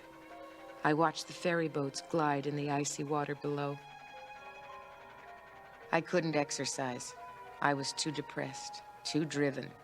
I became the furniture, the carpet, the cold hotel room. I went out to walk in the silent snow. Had Jerry and I written these roles for ourselves? Was I with him only to learn about myself? Was he with me to learn about himself? Oh, how I longed to talk with him about everything I was thinking and wondering. Finally, at the end of the week, I brought it up. So I just feel that I might know me better, and you better, and us better, if we looked into this question of living before. How would you do that, my darling? You always use my darling when you're patronizing me. I'm sorry. I don't mean to. I think I could find out through trans-channeling. What the hell is trans-channeling? There's someone here in Sweden, and he goes into a trance and channels disembodied spiritual entities. It is so fascinating, Jerry. Yes, and what happens is people come from all over asking questions about medical things in their past lives. It My is God, so Shirley, have you been going to mediums? Why do you make it sound like a dirty word?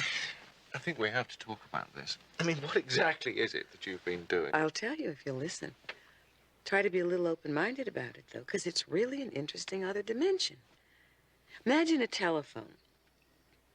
You know, when you talk on a telephone, you're not talking to the telephone, you're talking to the person who's speaking through it. Isn't it obvious this stuff is crazy? These mediums are psychos. They're weird. They're dragging up imaginings from their own subconscious. You can't actually believe that they're communicating with spirits. They're not communicating with spirits. They're channeling, Jerry. They're not even aware of what's being said. Whatever they're doing, it's rubbish. They do it for money, exploiting gullible people who want to be told some sugary nonsense about dead relatives or some other damn thing. Edgar Casey took no money, and this guy only takes what people volunteer. Why in the name of God do you have to get involved in this sort of thing? You just said it. What? God. I want to know what God is. I want to know where we fit to God.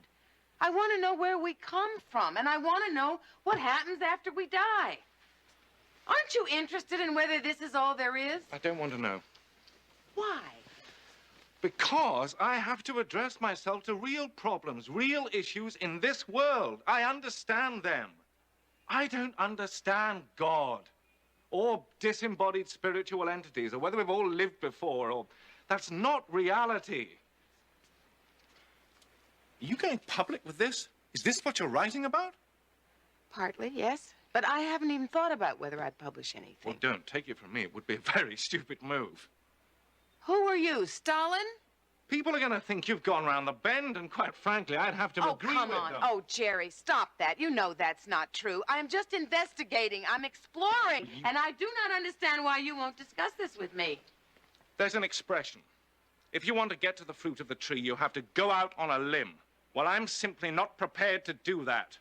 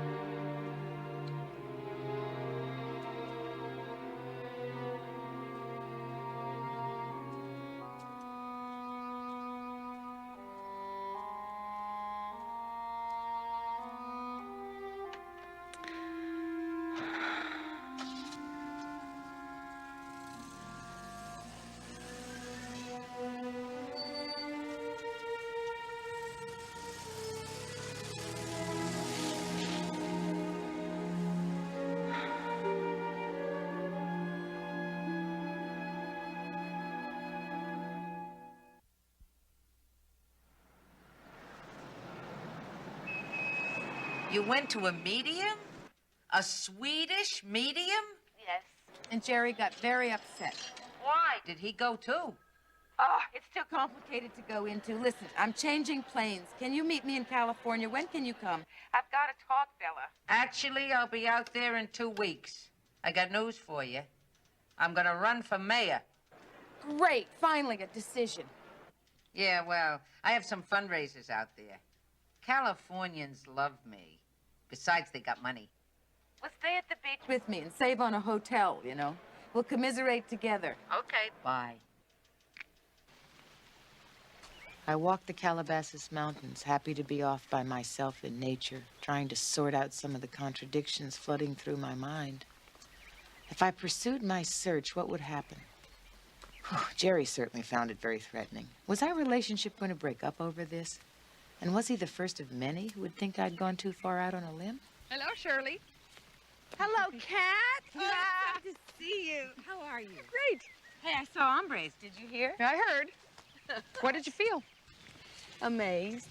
I don't know what to think about It's not what you thought. That's what you felt.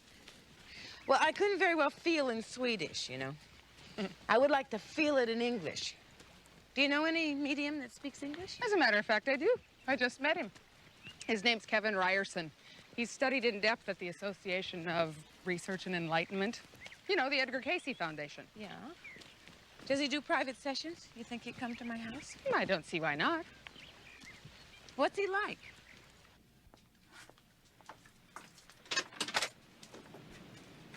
Hello, I'm Kevin Ryerson.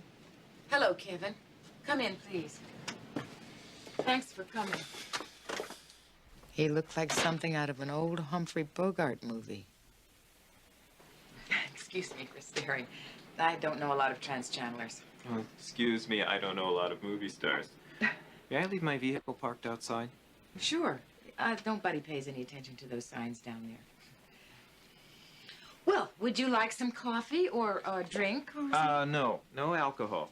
Okay. Alcohol can interfere with the accuracy of the trans-channeling. So he wasn't into drinking spirits. That was a relief. Oh, I see. Okay, I'll just get you some tea. Make yourself at home. That hat. Even Bogey wouldn't wear a hat like that. Then, as he plopped it on one of my statues, I wondered what I expected a trans-channeler to look like. What would a credible doctor look like? What would a credible psychiatrist look like? How did you get into this? Oh, a number of years ago, I was working with a group in meditation, and spontaneously, I fell into a trance state, and a spiritual guide came through. So you mean you just go into a meditation and it happens? Well, at first, it was a little unsettling, but eventually, when I began to realize it helped people, I just relaxed with it and let it transpire. So what's going to transpire here? Well, there's 4 different entities that may speak through. There's an entity by the name of John, who many people consider the most knowledgeable. He speaks in a form of biblical lingo. Kevin outlined what seemed like a comic strip of unlikely characters. I felt myself picturing them in my mind as he described each one. Who may speak through. His favorite incarnation was that as an Irish-Scottish pickpocket. Tom is a very earthy entity. He can be very witty. And some people consider him just a little bit too amusing to take too seriously. Okay. Well, do we each have our own spiritual guides?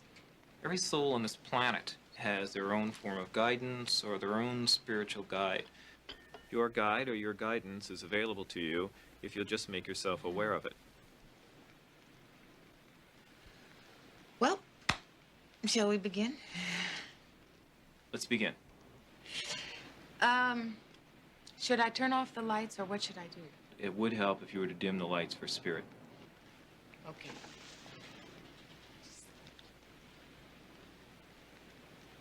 How's that? That's good.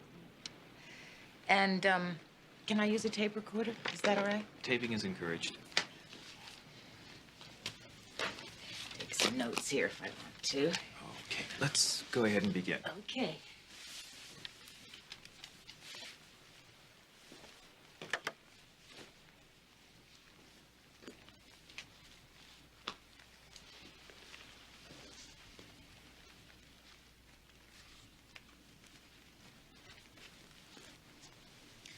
see you in a little while.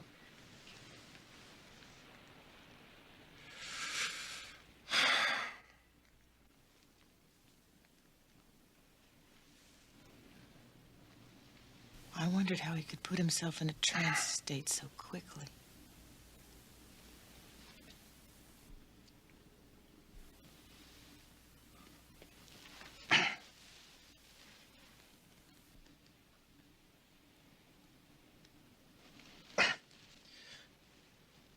Hail. I am John. Identify yourself and state purpose of gathering. Oh, my God. I felt like I was in the Twilight Zone. My name is Shirley. I'm speaking to you from Malibu, California. Purpose of gathering. I don't know why I'm here. As such. I figured as such meant okay. We sense that ye are a seeker, that ye have his investigations, and we are familiar as though with thy vibrations and same. We? Could you tell me who we might be, please? We are those who have known thee in past lives. The channel speaking as a soul has had many incarnations, so therefore speaks in the plural we. Are you a guide of mine? As such. I see. Why is this phenomenon of trans-channeling so difficult to accept? Because persons may not remember themselves from their disembodied state. They must indeed come to know themselves as more than what their 5 physical senses would reveal. They must come to know that all of their pains, their fears, of this lifetime are but the experiences of that which is past. Is this your understanding? Yes. Excuse me, but really, on what do you base your information? That which ye call Akashic. What is that? The Akashic record is the sum total of all that exists, not unlike a collective unconscious.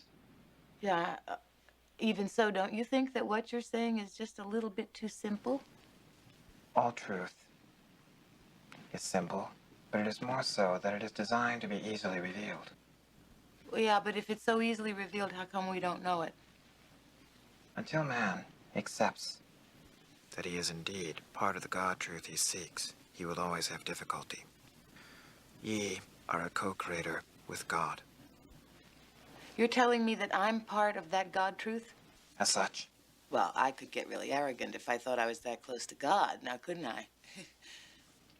Why did ye shout at the ocean that ye are God?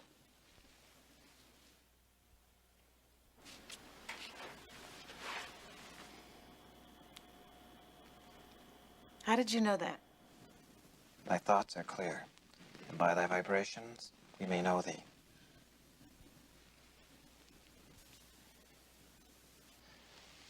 Pause. There is an end desiring to speak.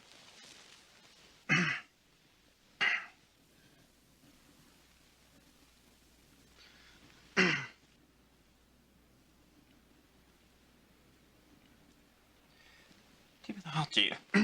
McPherson here. It'd be Tom McPherson. And how would you be doing out there? Well, now, I'd have to be said, I wasn't expecting quite a reaction that so soon. It was so funny. I could actually feel a new personality coming through Kevin. Is there something wrong with Kevin's throat? Oh, I don't think that you'll be finding that I'm just sort of like adjusting a wee bit more here to the instrument. But the lights in here are a bit on the bright side. I would be requesting, might you have something about that I could dim the lights with? Okay, just a sec. Perhaps something acting as a blindfold or something.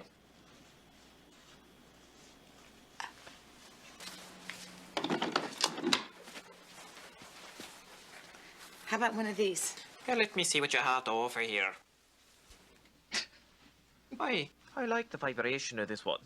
Indeed, I like its vitality. Well, let me see. And now, if I might be tying it up a wee bit here. You see, if the light's too bright, it keeps too much of the instrument here. And I believe it's me that you want and not the instrument. Wouldn't that be right? Now, There's a bit of a rawness to the young man's throat. Would you be having perhaps a bit of a brew about that? I could do something with it. Yeah, this is the tea that I gave him in the cup. Oh, I see. Now, just a moment. My dear lady, I know that it's a bit polite to serve a wee bit of tea, but this is absolutely infinitesimal. I'll be doing something about this. Just a moment. I believe you have a mug about. Would this be so? A mug? I believe so. I can get a mug. No, that's quite all right. If you don't mind, I'll be helping me, sir. I believe that if the sense is correct, we might have something just about over here. Even with a blindfold, he found the bar behind my wall. How did he do that? If there's a pub to be found, leave it to an Irishman to be finding it. A fine bit of a masculine mug. I don't know exactly why you hid it in a closet. I do believe Irish pickpockets think better with mugs, you know. What can we be doing here? You have a spot of your tea over here. Not to worry. I won't be spilling a drop of it. I can see it like a luminosity, not like a rainbow, you know. Were you really an Irish pickpocket? I believe that I was an Irish pickpocket, but it was a bit more of a cover trade for myself, as I used to sort of like, what would you be saying? A bit more like a diplomatic spy, I believe. I work for the English crown, I'm sorry to say. Why is there such resistance to the soul as a realistic fact? Because there's no money or gold in it for anyone who would desire to research it. And people who do look into these things, or research them, are occasionally made to look ridiculous. After all, didn't a friend recently tell you that in order to reach the fruit on the tree, you have to be going out on a limb? That really did it. I hadn't discussed what went on between me and Jerry with anyone.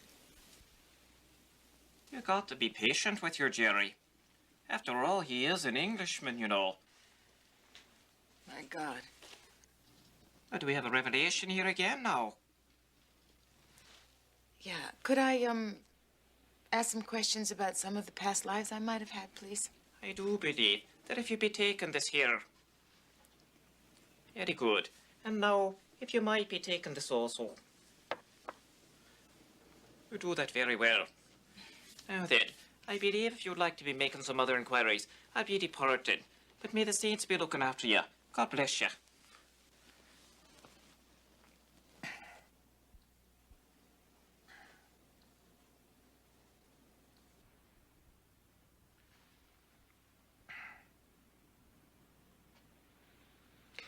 Hale.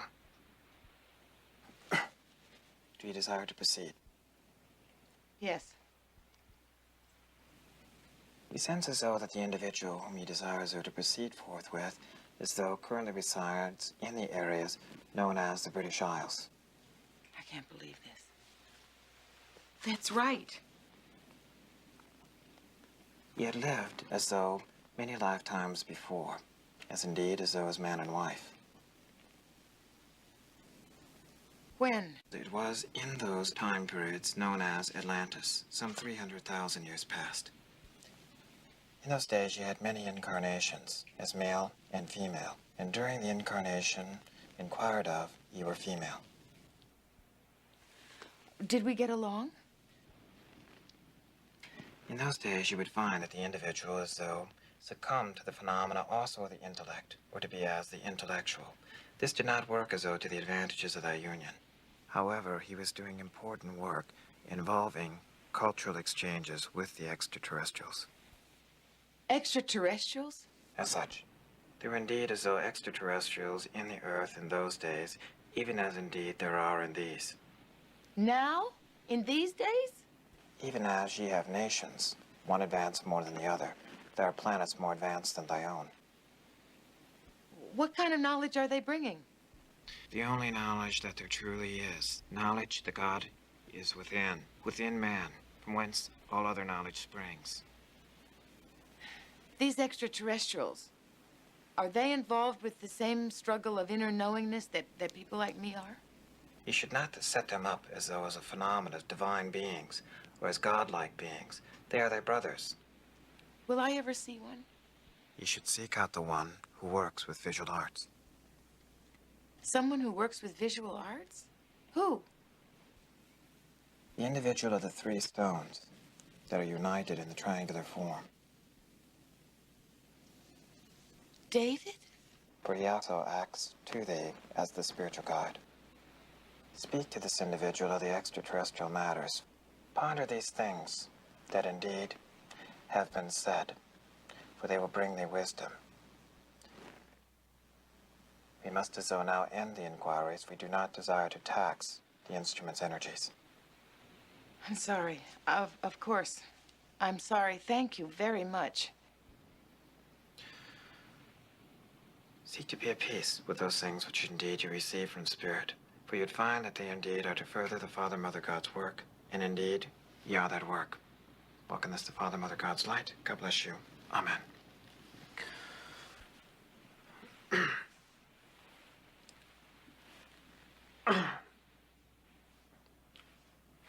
Hello. Hello.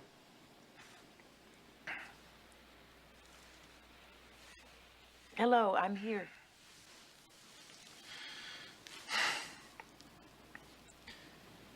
How did it go? Well, when that Tom person came through, he said that you wanted a blindfold, so I put it around.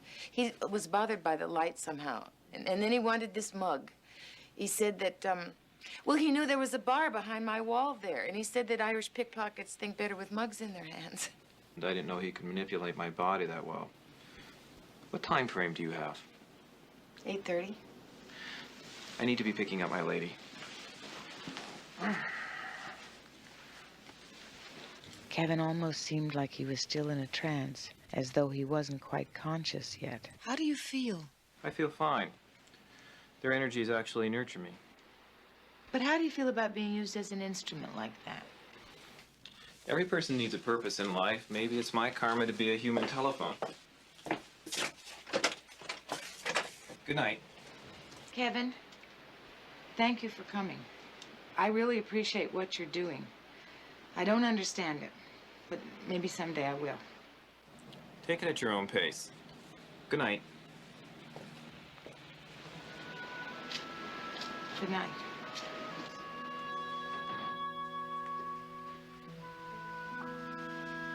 I was vibrating with a strange, almost magnetic energy down my arms. I had just talked to two spiritual entities who not only knew things about me that no one else in the world knew, but who also said that I had known Jerry and David in a past life.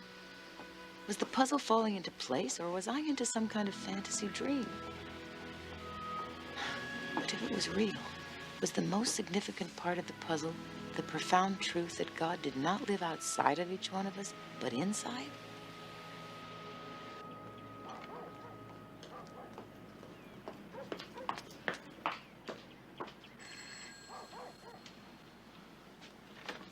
Hi, Shirley. I'm so happy you're home. Guess what I did? I had a session with the trans-channeler, and this guide came. What are these paintings you've done here? Are these UFOs? Uh-huh. Have you seen crafts like this? These are based on sightings up in the Andes in Peru. People see them all the time. Not me. See, this entity said that extraterrestrials are on the Earth, visiting the Earth right now. And now you're really telling me you've seen these? Uh-huh.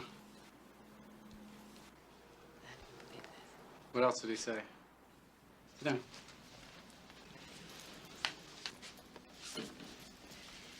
Nothing. He told me about some personal stuff, a past life I had with someone. Want some tea?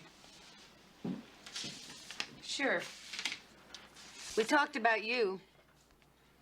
He said you're a guide of mine. That's certainly true. Wow. Well, I guess we were all guides for each other. When are you going to tell me what's really going on? I'll tell you when the time comes.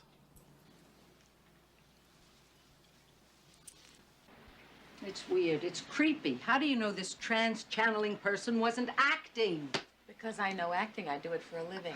For my money, the guy was not acting. There was some other kind of energy in there or something.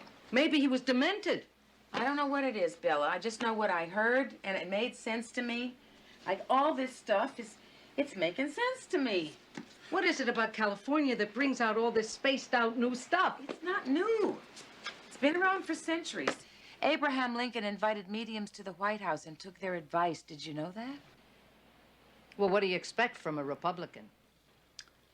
Ella, what did he tell you about Jerry? He said that we had been married during several incarnations in Atlantis. Atlantis? Did it work out then? No. Actually, it seems that Jerry was as obsessed with his work back then as he is now. What kind of work did he do? He was involved with cultural exchanges of some sort. With who? Extraterrestrials. Shirley, I don't believe I'm hearing this. I mean, this is not you. I really feel I should send for the guys in the white coats and have you taken away. Look, I know it sounds strange for me to say it, but we read these books. They are full of information, of stories, of legends, all handed down from the beginning of recorded history. UFOs are real. Right, and why is it that every single head of state I've talked to, I mean, and people from Pierre Trudeau to Jimmy Carter, every time I bring up the UFO thing, they sort of clam up, like, don't ask. And it's not a put down. I mean, they've seen evidence, and they know there's something going on that they can't explain. Hold it. Just let me do this. Hello? Hi. Congratulate me. I just sold a painting. David! How terrific! Yeah, so I'm on my way to Peru next week. You want to join me? What? Let me be your guide. You got to see this place for yourself. But, David... It'll change your whole life. One more step on the spiritual path. You know something? I will. Great. I had a feeling you would. I'll make all the arrangements. Okay. Okay, goodbye. Well, that is that. What's what? I can't go to your fundraising garden party next week, Bella. I'm sorry. Why not? Because I am going to Peru to look for UFOs.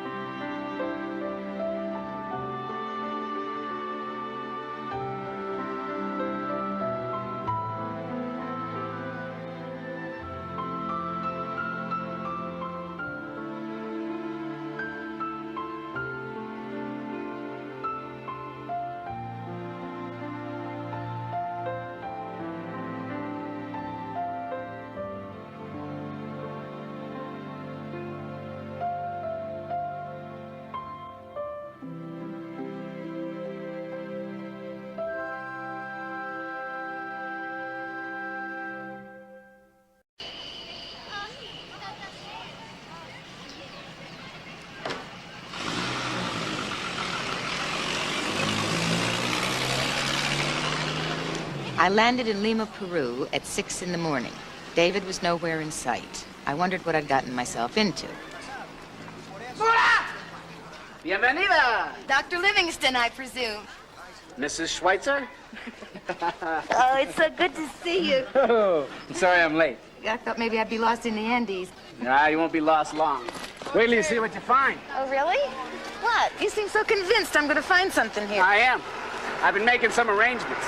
What do you mean? Well, I thought as long as we were here, we would go see Machu Picchu and the lost city of the Incas. It's only a couple hours away, and it's a wonderful introduction to Peru. The lost city of the Incas. Wow, that sounds adventurous. Yep, well, that's what we're here for.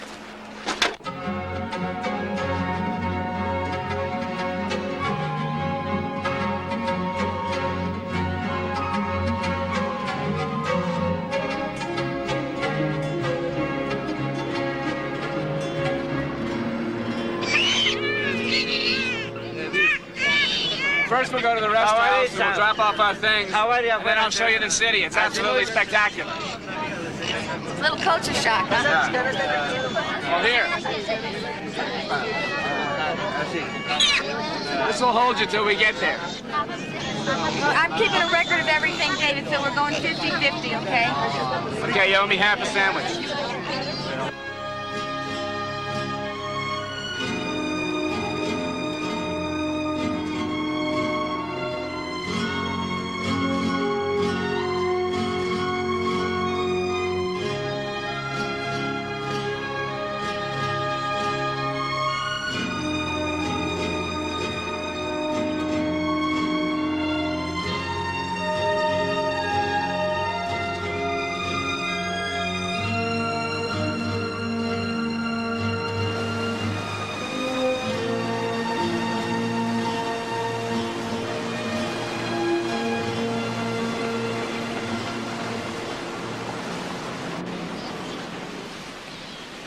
I could feel the altitude affecting me already.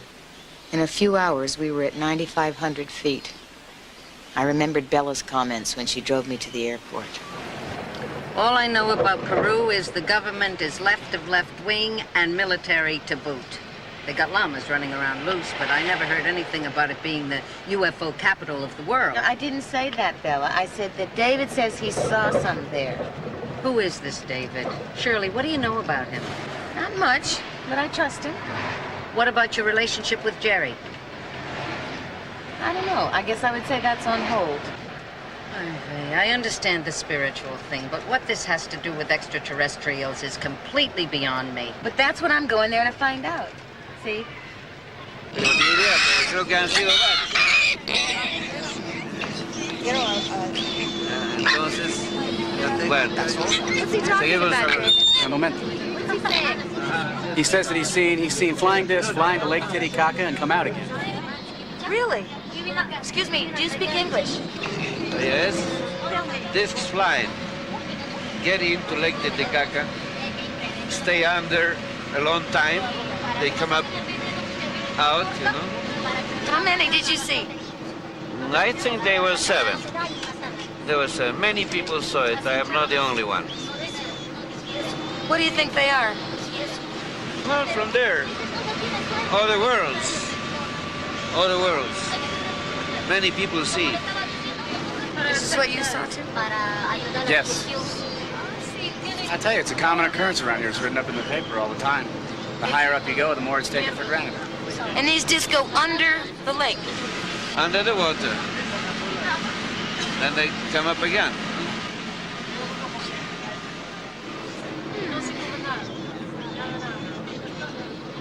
Very strange. Wonderful. Wait till we get to Machu Picchu. I'll give you a new meaning for strange and wonderful. Gracias, señor.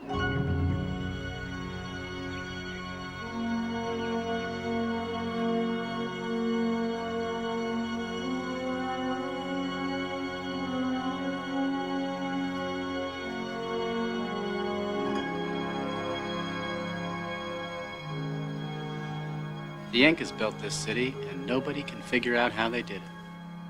Because they didn't have iron tools, and they hadn't learned how to use the wheel. So how did they get thousands of tons of unbroken slabs of stone all the way up here, huh? You saying they might have had extraterrestrial help in building this? I'm not saying. It is incredible.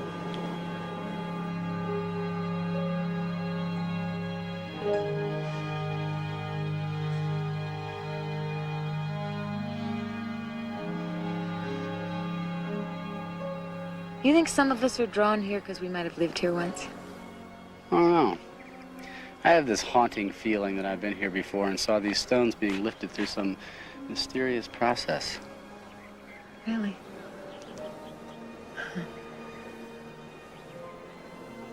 It's really some other world, isn't it? Yeah. Well, wait till you see the Nazca lines. These markings are even older than Machu Picchu, and many people are fascinated by the mystery of what they mean. Seen any more UFOs? My brother sees this last month. He was in Huancayo in the mountains. They fly from around the Huantapayana ice peaks. Oh, they're beautiful. Very fast, you say? You think these markings we're gonna see were made by UFOs a long time ago? I don't know, lady. Look, you see for yourself. Yeah. There they are. They're like these drawings you made in California, the spider. Look, there it is on the ground. The thing of it is that none of those markings are visible from the ground. They're only visible from the air. So you gotta figure that something must have been flying around in those days. A lot of people think that that's an astronaut. Well, it looks human anyway. Jose, why don't you move on over to the airstrip so we can show Shirley that?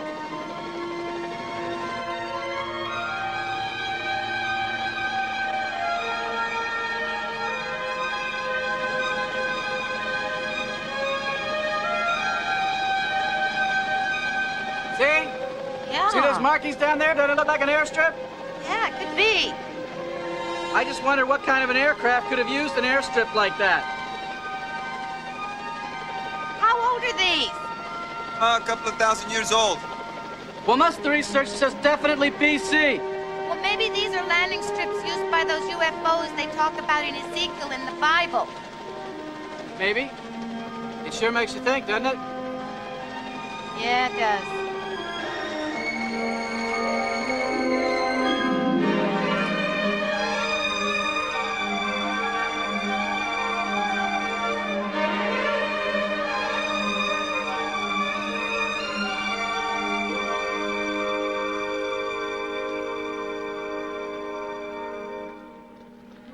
So David and I started our trek into the Andes. It would take us all day to reach the hotel where he usually stayed.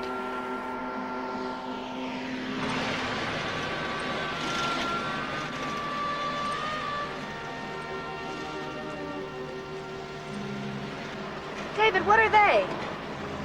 Those are tombstones. Whenever a person dies in an accident in the Andes, they erect a cross or a tombstone at the site where the accident occurred.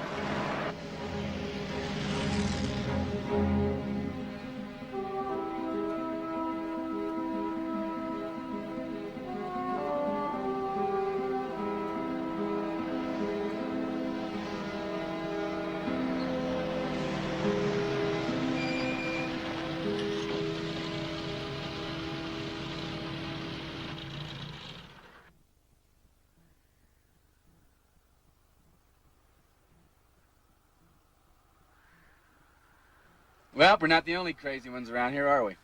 What does it mean? That means that lots of people see UFOs around here, and nobody is particularly disturbed by it. Who put that sign up here? I don't know. Local Chamber of Commerce, the government, BS Saul Realtors, I don't know. Can I take a picture of it? Sure. Show the folks back home. Bella's never gonna believe this, David. A government sign? I hardly dare believe what else you've seen up here. Yep. When are you gonna tell me? When it's time.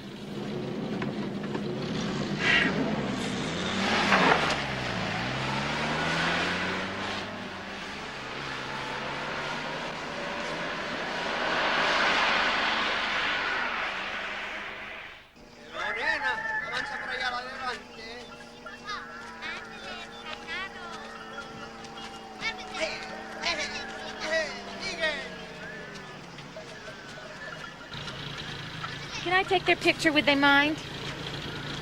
It's not their favorite thing. There'll be plenty of picture postcard stuff for later.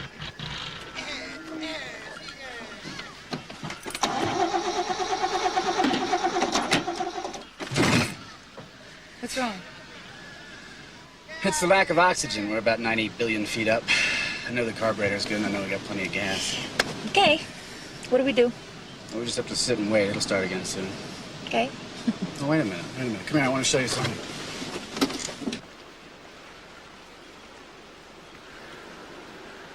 A lot of those big wide buses go over the side around here, see? What happened to the people inside? It's life, that's all, and death. But then nobody ever really dies anyway.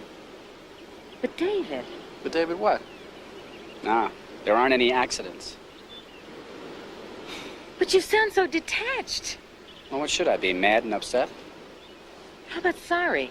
Empathetic. I am sorry, but I know that every person on that bus had a reason for being there. Yeah, to get to Lima. No. There aren't any victims in this world. Everything that happens for a reason. I'm not sure I like what you're saying at all. Well, when you come up with a better explanation, you tell me.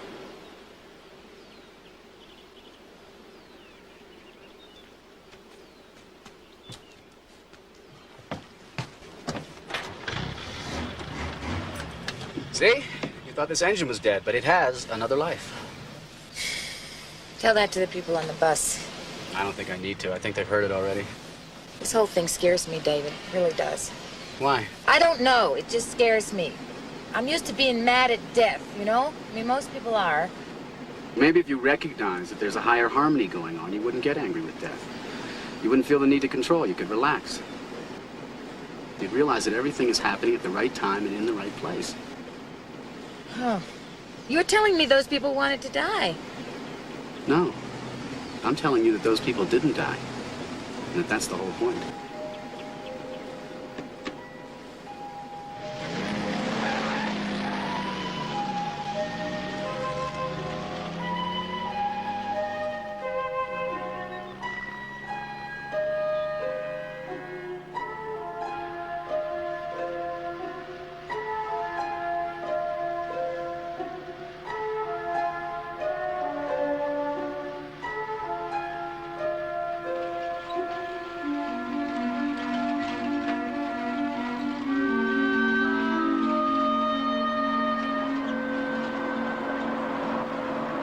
You're a nice person.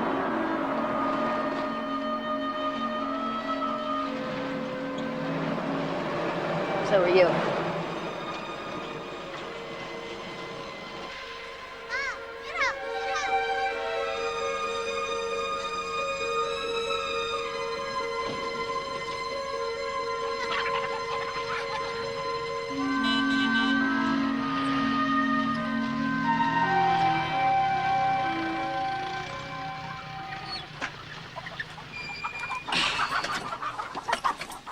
Well, this is it. What is it? This. This is where we're gonna stay. Where? There. This is our hotel. You're kidding me. No. Come on.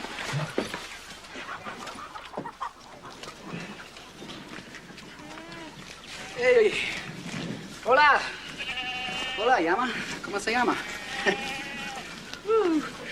Buenas tardes. Buenas tardes, señor Leiber. ¿Me recuerda? Sí, señor. ¿Cómo está? ¿Está bien? Sí, gracias. Bueno. Es mi amiga Shirley. Señora, buenas tardes. Señora, buenas tardes. Sí. How do you do? Bueno.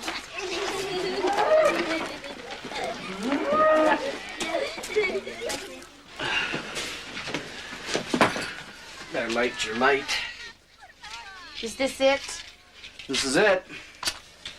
May not look like much, but it's home. Yeah, you've got a great imagination. Yep, there's your closet.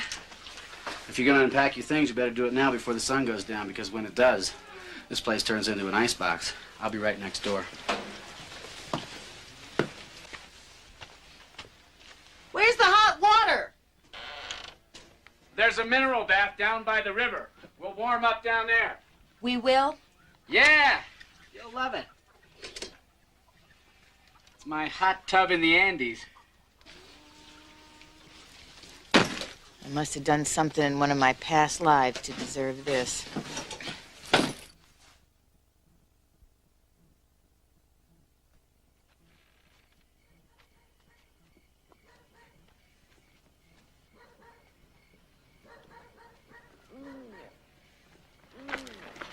It's not too far. It's right down here by the river. Careful!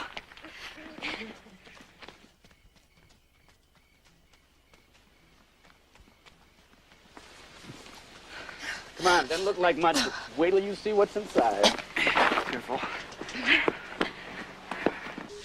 Anybody here? Nobody here. Where is it? Oh. This is one of the famous mineral baths of the Andes. It'd be great for your muscles. Oh, I'd rather be in Philadelphia. Ugh. Bubbly. How come? The minerals make it bubble. People with arthritis are usually greatly relieved by this water. Where's this water come from? It's fed directly by mountain streams. Oh, God. So I'm supposed to get in there and be warm and get out and freeze my keister off, right? Well, you'd be cold as hell at first, but then you'd be better off than if you'd never done it. How's this supposed to work? Oh, well, you jump in and I'll leave, and then you'll holler and I'll come catapulting in. Close the door.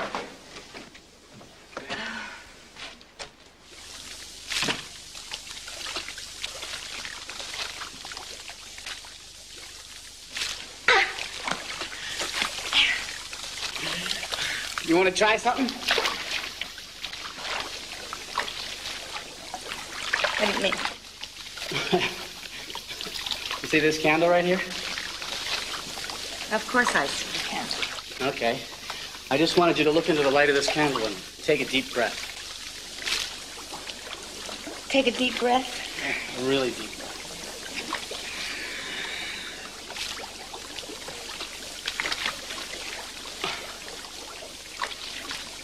What do I do? Can I breathe out? Yes, you may breathe out. Sort of like this. I just want you to focus on the light of the candle until you feel that you and the light of the candle are one. Till I am the light of the candle. Come on. What are you afraid of? Me? No, the woman standing behind you. Now, come on, just concentrate on the candle. Take a deep breath.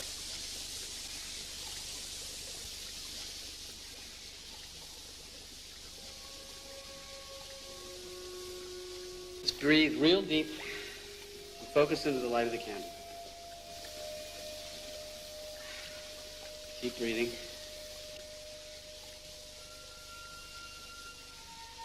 Breathe.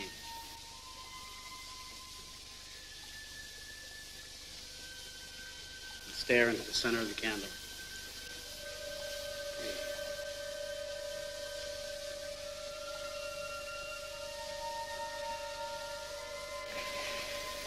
Focus on the light of the candle as though it were the center of your own being.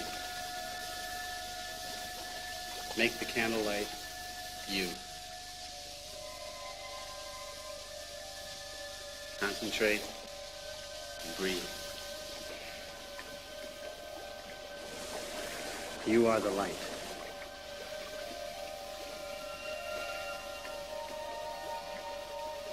Breathe. Breathe. Make the light you. You are the light.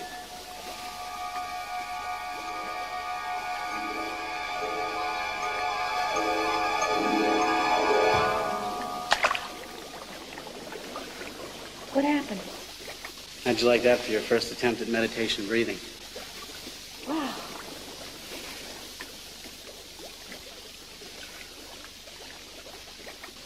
Wow. I feel so peaceful, you know? Yeah. To be peaceful, you have to think that time doesn't matter. You have to forget that time matters. Breathing is life. Don't you feel like you've had a rest? Yeah. Yeah. Was I hypnotized or something? No. You were just in sort of a state of self-relaxing, expanded awareness. It's a big one, huh? Breathing is an involuntary act. You can learn to rejuvenate that way easily. If you learn to control your breathing, you live a longer life. Really? Sort of like the giant tortoise. Breathes about 4 times a minute, lives to be about 200 years old. You interested in living a longer life? After 200 years. Are you interested in living a long life? Me? No, the guy standing behind you. Oh, him. Me? No, not really. I just want to go home.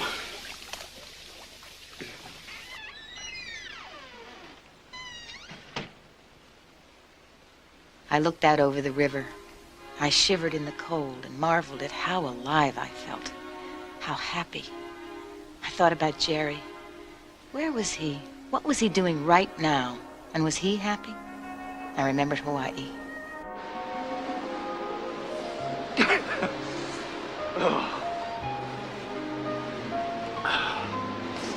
You know, if I could put together the joy that I feel right now with the satisfaction I get from my work, then I would be a happy man. I know what you mean. I'm not complaining. I always assume that I start from zero, so anything after that is a plus. I don't. I assume I can start anywhere I want and I can go anywhere I want after that. But that's me, I guess. I just want it all. You want paradise. But like Milton says, it was lost a long time ago. I don't think so. It's right here, right now.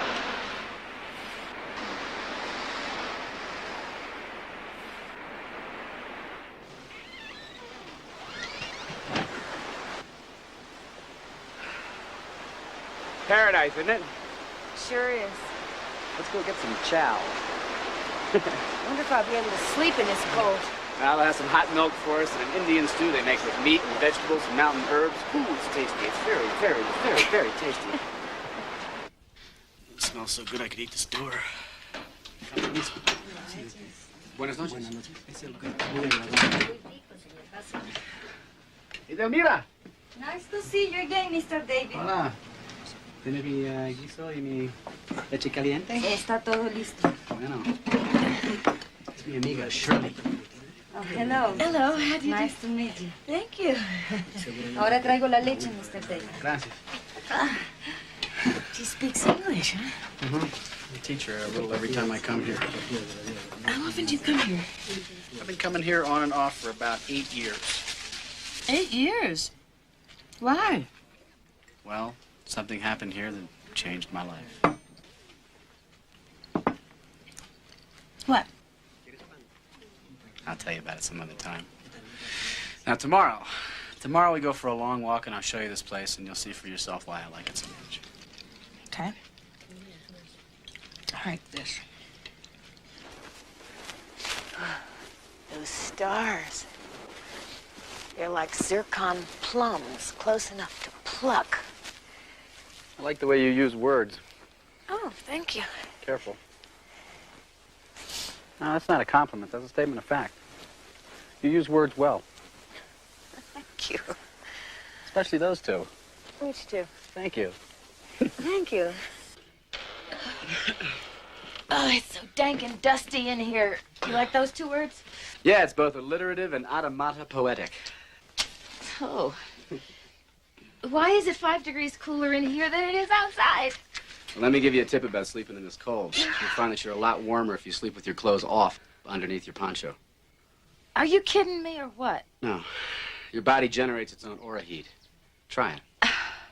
Okay? Okay. Good night. Good night, David. Good night, Chet.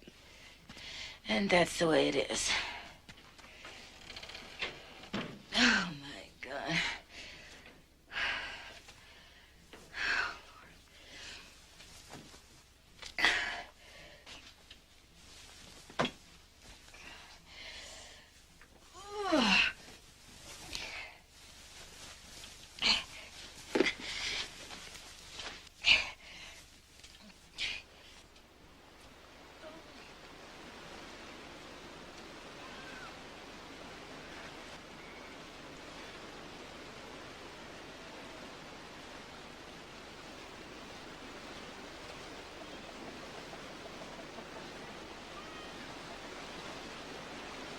David!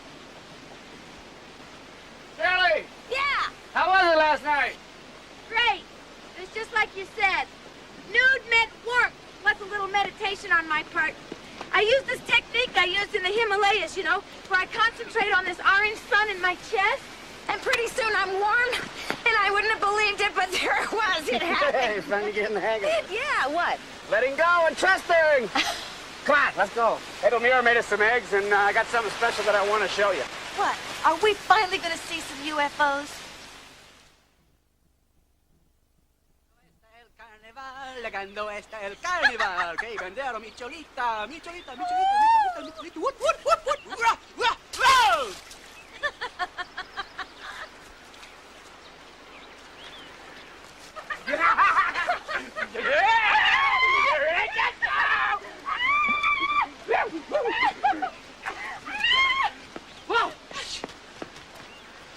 Swimming hole.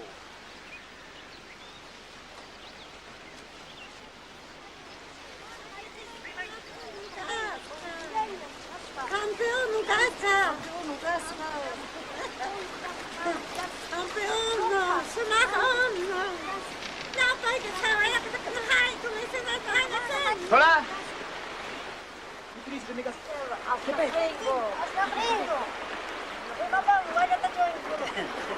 These are the mountain people, and they're very reserved. They have a thing about privacy even when they're dressed. So let's just turn our backs, and maybe they'll give us the opportunity to go in. Why is the young man dressed?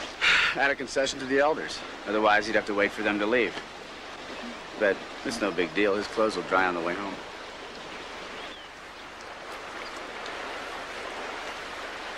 Come on, they're leaving.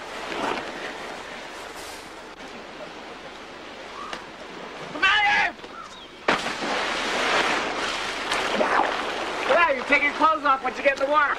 No, I don't want to take my clothes off in the water.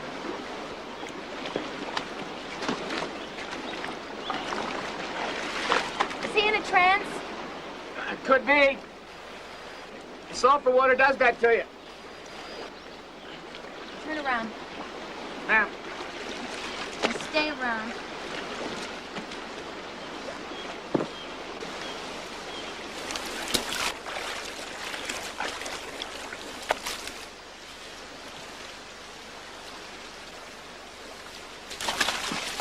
Oh, this is wonderful. That's my watch on. Oh.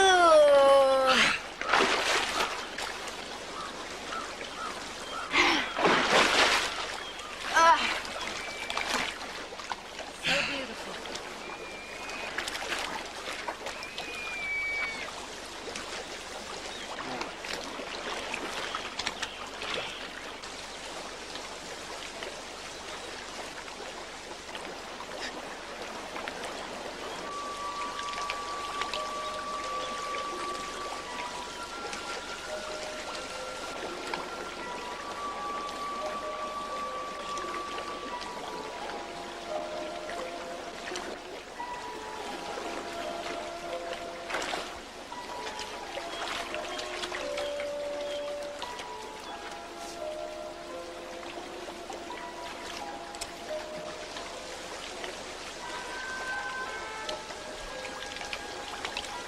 As I observed David, I wondered something really bizarre. Was he actually there? Was it possible that his soul was out of his body? I remembered something Peter Sellers had told me when we worked together. Peter and I were doing Being There, and I knew this was the soundstage where he had had his near-fatal heart attack. Everybody was kidding around that day so as not to call attention to how Peter felt, because we knew he was frightened. His was a famous heart attack, because he was pronounced clinically dead for quite some time. Then as we talked, Peter explained that he wasn't dead, that he was having an out-of-body experience. He said he felt himself leave his body and hover over it.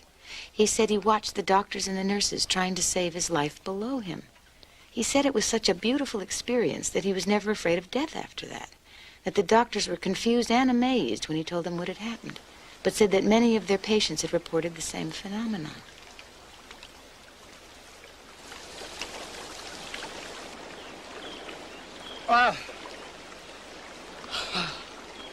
Oh, it's really out there.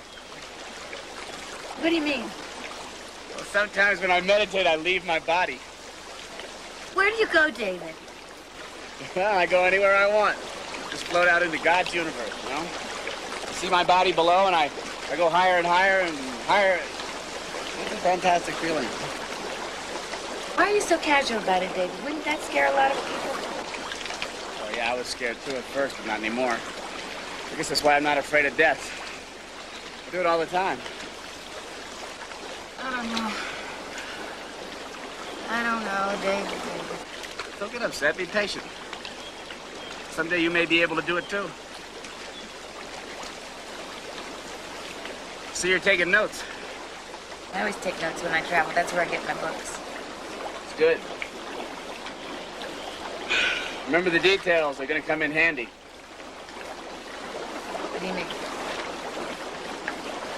What do you mean? They just will. You are so mysterious. I'm not being mysterious. I'm just leading up to something.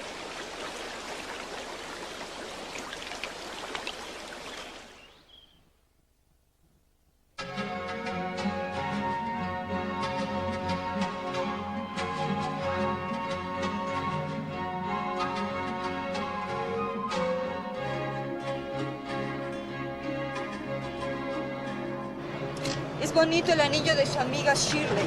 ¿Sí? Me gusta. ¿Bonito? Y es raro. Es un reloj, ¿no? ¿Quieres? ¿Puedo agarrarlo? What's she saying? Pregúntale. She's saying that she likes your watch ring and she wants it. Yes. Sí.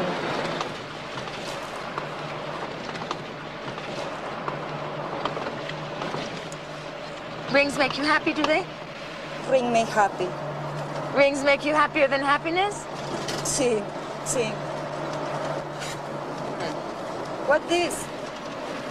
Oh, it's tissue. Oh.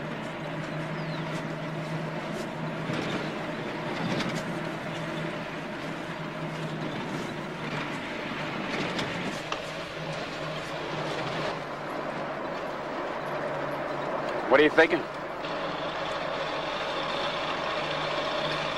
Why couldn't it make me happy to say to the woman, take the ring watch, it's yours? But I can't do it. To attach to it, it represents too much to me. Well, I always feel when I get attached to things, it's because I'm feeling a lack of love. Maybe.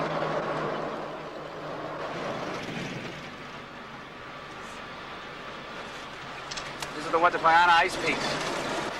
You go to the ice peak? Is this where the UFOs come from? Many across the sky.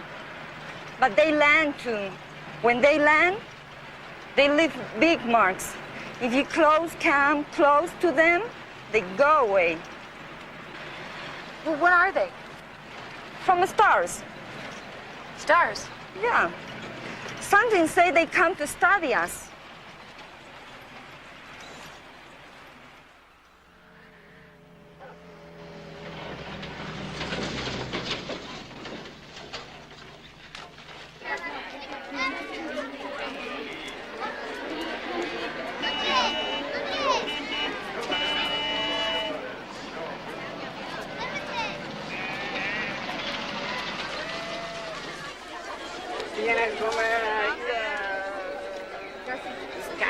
Sí. No se preocupe, gracias. Nela, mira, vas a hacer Houston. This is a fairyland. This is the regular Sunday fair. This is where they bring their wares from the mountains. Incredible. You love it out here, don't you? Uh-huh. Do you ever get depressed or lonely? Sure. How do you get through it? Well, I guess for me, happiness is like knowing what I believe in. But you never seem to have any self-doubt. No? I think people who don't have any self-doubt are self-righteous and dangerous. Well, I have a lot of self-doubt, and I've always thought the people that were self-righteous are just people that want you to think the way they do. Do you think I do that? Less. Want everything my way? No. The most I get from you is that you get a little impatient with people.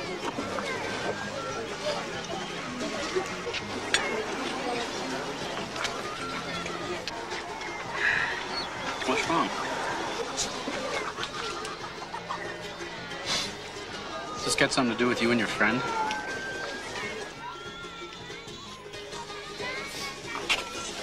What you said about about me is fair.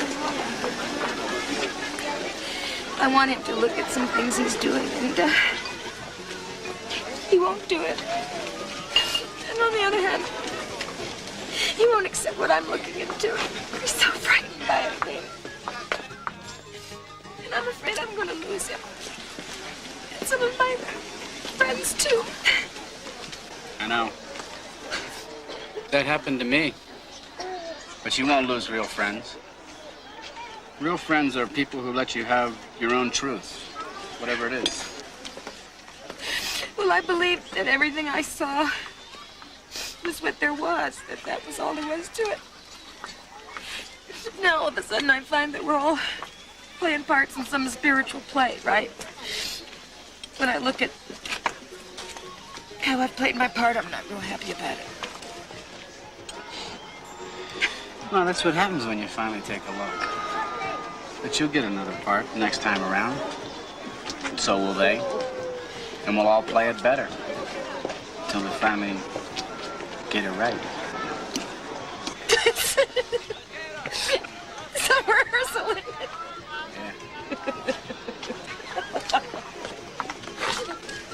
Oh, I hate this hot sauce. Makes me cry. Where's that Omira now? She'll be back soon. She'll fetch another ride. You'll get your ring back, don't worry.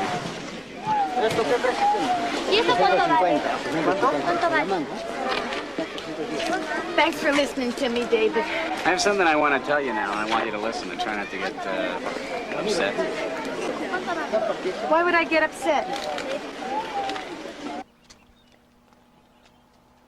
Okay.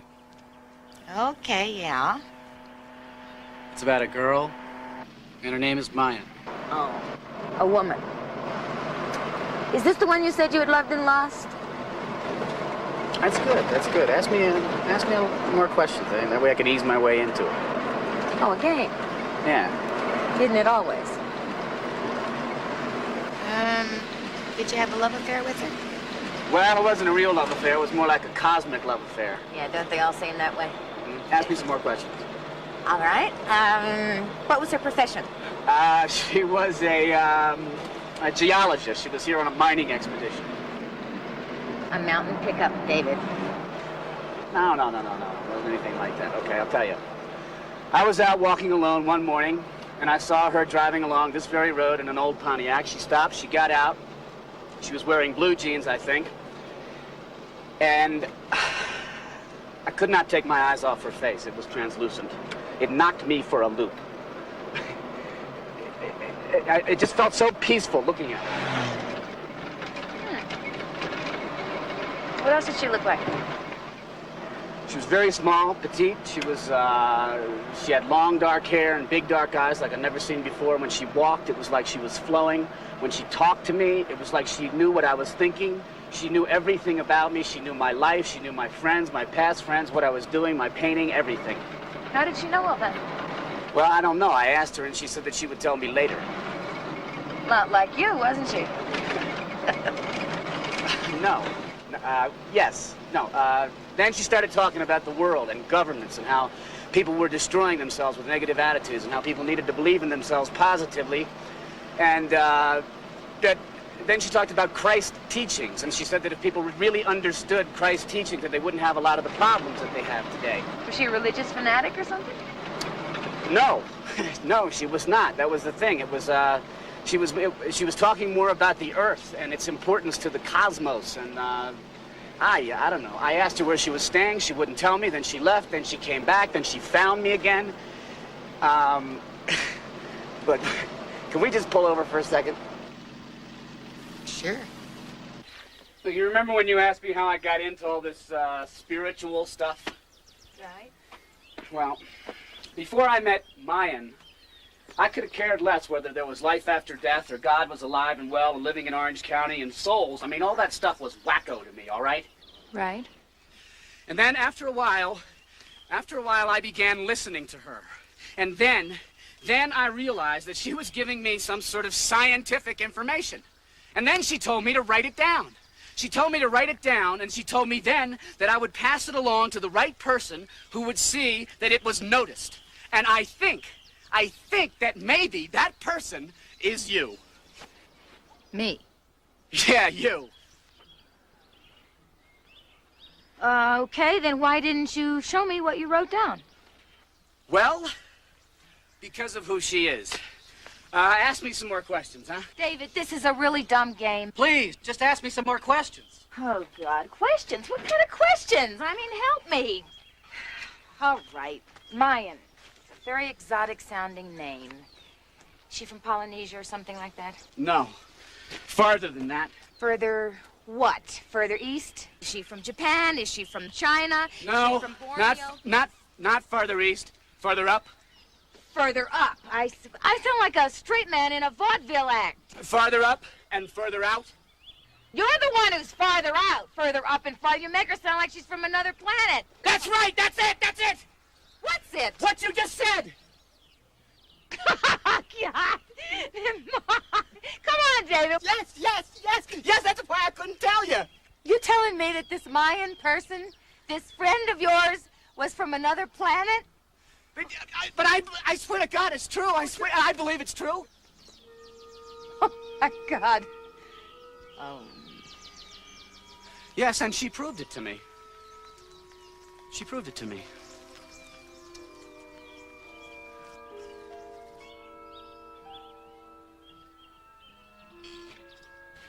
I would like to go home.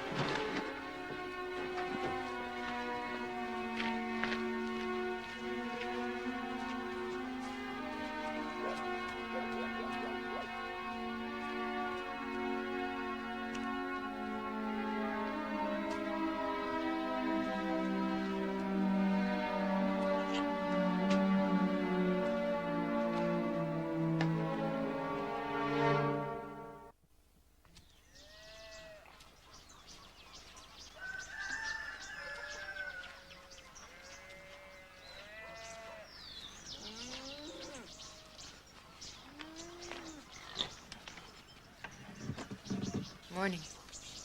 Morning.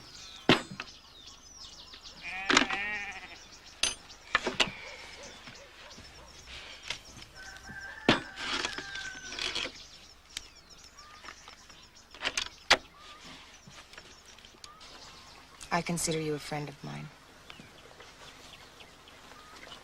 And I think you're in your right mind. Yeah. Thanks. Where is this Mayan person now? Oh, I can't find her. I keep coming back here hoping that she'll turn up. Sometimes I wonder if I really ever did meet her. But she changed my life. Everything that I believe now started with what I learned from her. Did she say exactly where she was from? Sure. The Pleiades.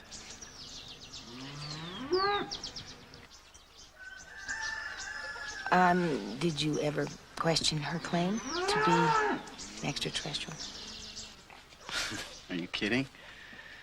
I thought that she'd gotten hold of some bad pot, or I had. Of course I didn't believe her. I told her that I didn't want to see her anymore, but she just kept finding me. And then one morning she instructed me to go to the base of a particular foothill and look up at a specific peak. Right over there.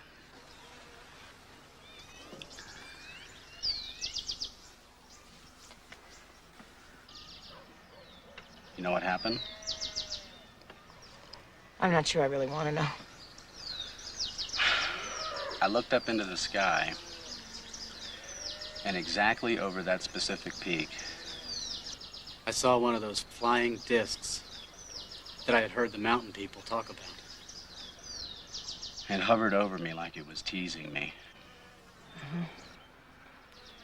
And then it started to descend, not far from me. I felt the strange vibrations all around me, like I was in a force field or something. And it didn't scare me. In fact, just the opposite. It was weird. Then I saw these 4 legs come out from underneath it. And it landed real quiet. It just sat there.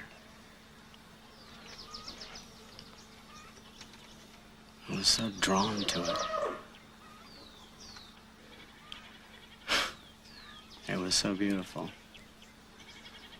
It was this white, iridescent color.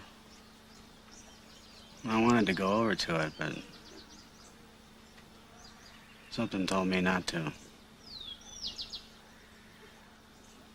And then it just shot up and disappeared.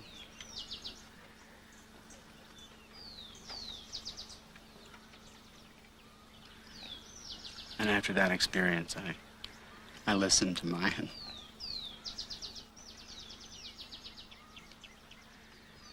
Well, what do you think? I don't know. Well, you want to go over by the ruins? I still have something I have to tell you. Why not? What could top this?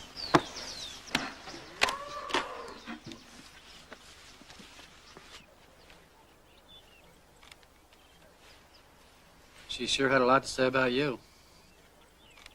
Me? Mm-hmm. She told me that I was guided to bring you those African stones. Guided by whom? By her. Why?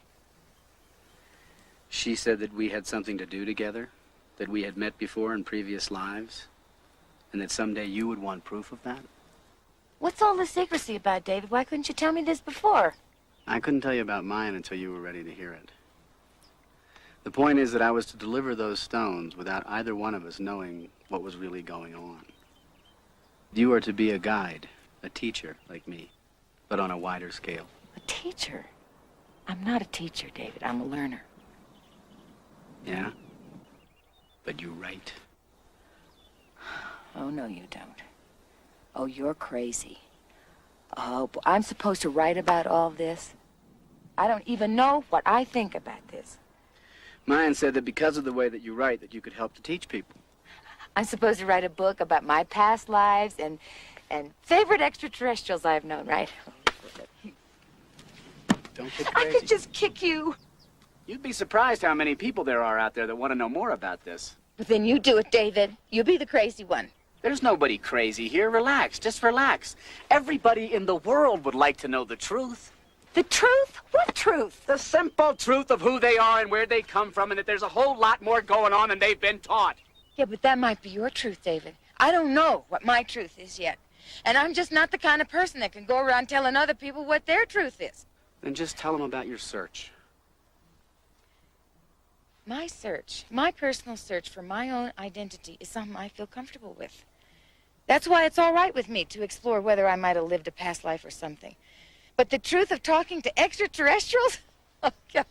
David, please. Well, you sure picked the wrong line of work if you're afraid of public humiliation. You think I plan to be a public personality? We all plan what we do in order to learn and serve. You know that. Maybe this is the karma that you chose for yourself this time around. Am I being set up here? Are you telling me about this Mayan person because you're setting me up to write a book? About all this stuff, which just incidentally would include you? Answer me! Answer me! Calm down. You'll make more progress. Progress? Progress? You and your pontificating? You're talking about upsetting everything mankind believes in and replacing it with something outrageous. It's metaphysical Twilight Zone mumbo jumbo, and you call it progress. That's funny. Maya thinks that our priorities are mumbo jumbo. She thinks we live in the Dark Ages. But just take a look at the world, for God's sake. Isn't it clear that we need a change, and soon? I don't want to talk about this anymore. You know something? I was real wrong about you. You're a nuts. You're nuts. Wait a minute. No. Mayan told me to tell you one thing if you had a hard time with this. She said in order to get to the fruit of the tree, you have to go out on a limb. I don't believe this is happening to me. I've got to get out of here. Wait a minute. No, I've got to see what's familiar. I want to go home. I want to get my old way of thinking back again. You stay in your fantasy world if you want to. It's not for me. It's not fantasy. It happened. It is happening. And I didn't want to believe it any more than you do.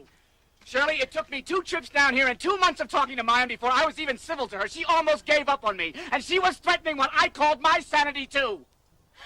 But after a while, I had to admit that she was making sense. Well, I can go along with a lot, David. But you talking to a person from the Pleiades just doesn't make sense to me. Yeah, but it happened. And someone is behind those crafts. What are you afraid of? Shirley, Okay, please. Shirley. Think by myself. Mom gave this to me to give What to is you. that? A bracelet. She said if you wear it, it will help. I don't want this. What harm can it do? Okay, I've got it. Will you let me go? Yes. Thanks.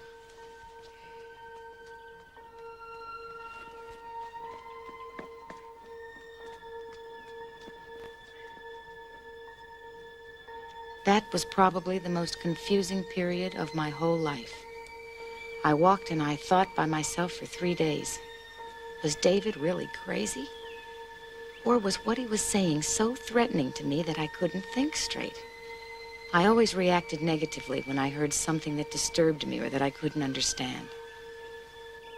Did I identify myself by what I couldn't understand or by what frightened me? Or could life actually be defined more by its possibilities than by its limitations? And was I on the threshold of understanding that there might be people out there who actually lived that way, with no sense of limitation?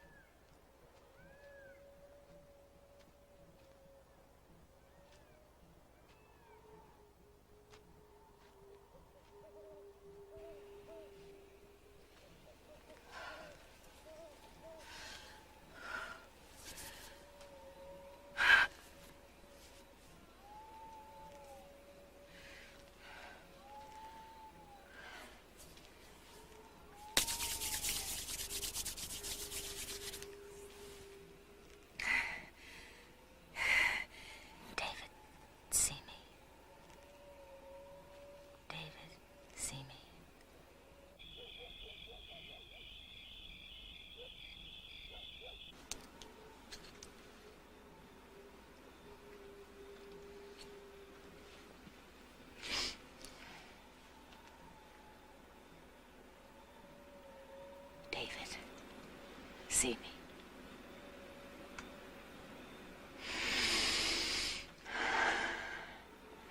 David, see me.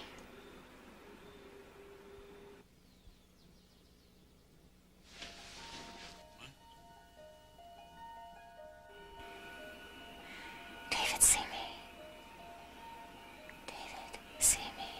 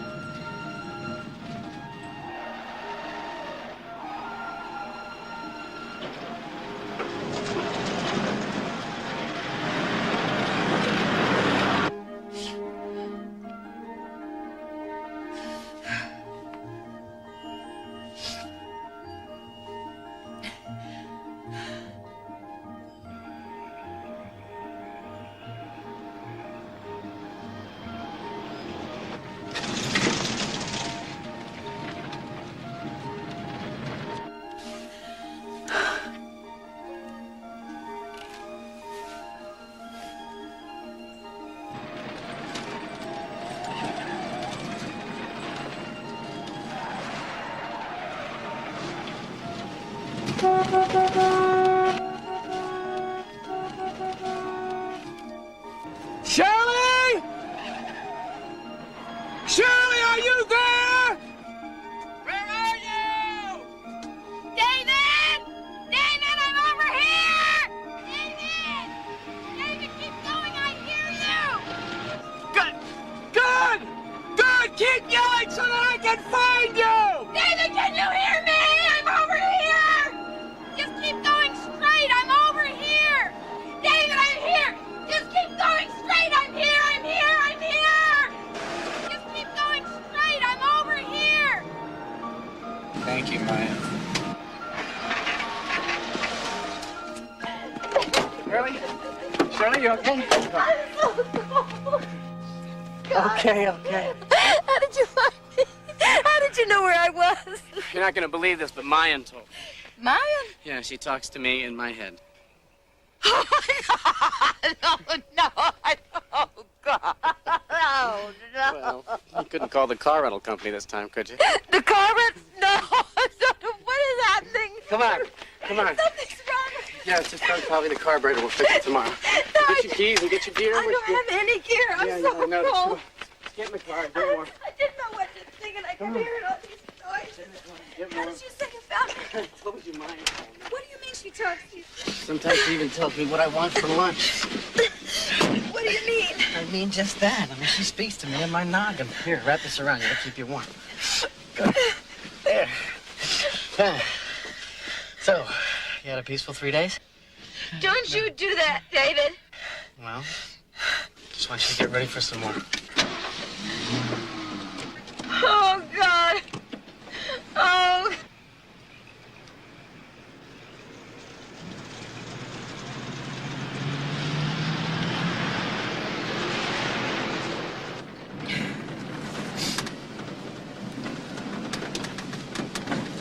You okay?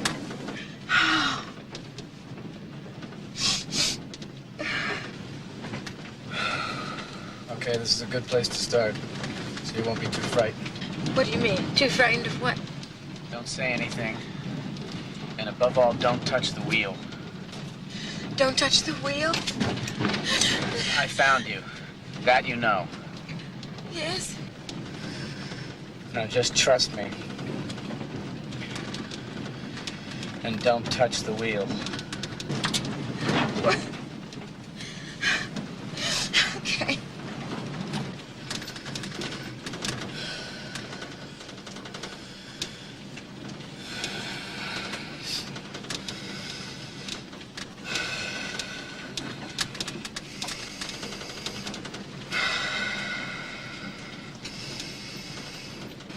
You're going a little fast.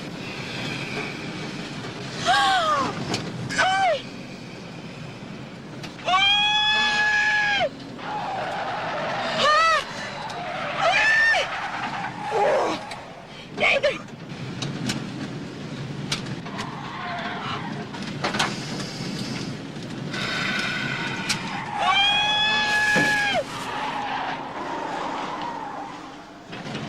David!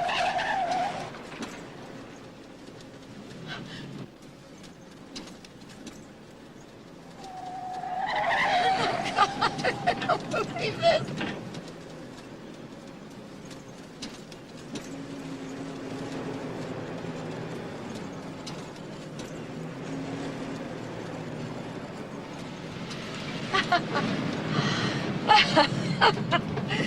Oh, dear.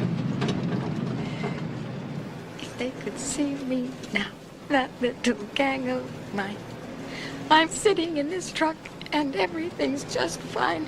I'd like those tumble bumps to see for a fact the kind of top drawer E.T. chums attract.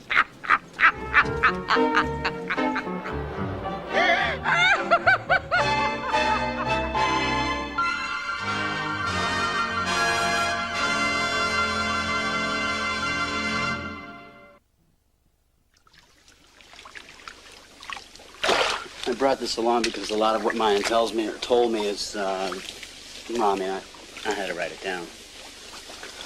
And essentially what she told me is that she and her Pleiadian people... David said that Mayan had put up an invisible force field around the truck, and that within that force field, everything was safely in her control. He said she always asked his permission to do such a thing. Then he talked about the unseen energy that she and the Pleiadians had learned to work with. He called it the Divine God Intelligence Force. He said the energy of that God intelligence and the energy of the human soul were made up of the same characteristics. It's faster than the speed of light. It's sort of like Superman or something. And that the feelings of love quicken the flow of energy to its ultimate.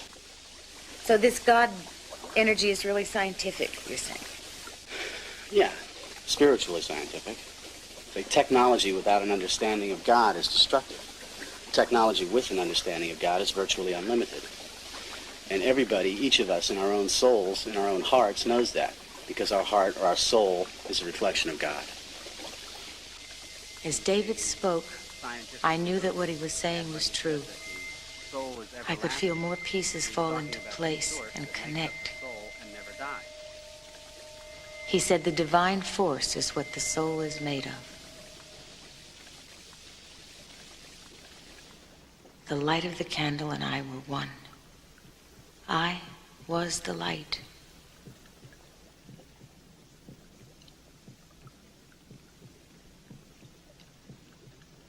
Then a strange thing happened.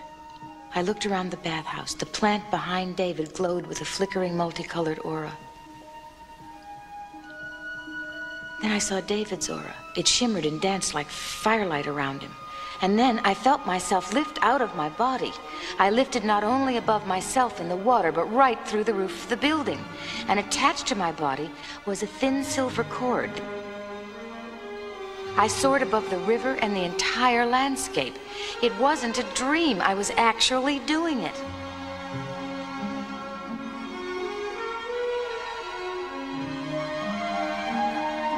I soared upward through the clouds. And then I felt myself change direction. I began to move forward past mountaintops below me. And then I was on my way to the moon. I soared closer and closer to the moon. I was aware of vibrational frequency around it. I couldn't see it. I could only sense the frequency. I felt like a spiritual astronaut, free and unencumbered. And then just behind the moon, I saw a nebula. I wondered if my silver cord would stretch that far. And with that limited thought, I stopped soaring.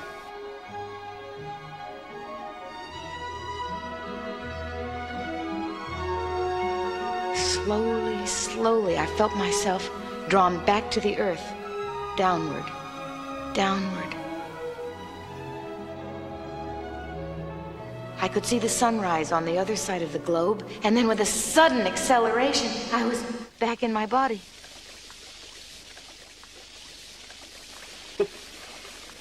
Shirley, are you all right? What's going on? David, I did it. I did it. I was out there, David. I was out there. I was above all of this. I was above the earth. Oh, my God. It was incredible. I was over this planet, and I saw the other side. It was daylight on the other side of the globe. Did you see your silver cord? Yes. Yes, I saw it. I saw that stuff you talk about. Ah, finally. Oh, my. And this, all of this around me, it was so full of light. I saw auras. The only difference between what you just experienced and dying is that when you pass over for the last time, your silver cord snaps. You know something? If this is dying, then I don't know what there is in life to be afraid of.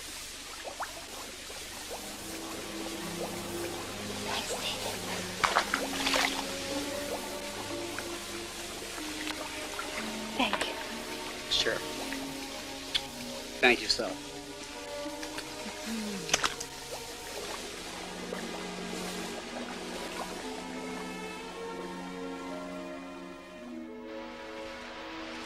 Who do you love, David? I think that when you really start loving yourself, you start loving everybody. Now, after the experience with mine, I don't think I even really know how to relate to the subject. But were you in love with her? Well, it wasn't about that, really. It was more about finding out how I fit into the scheme of things.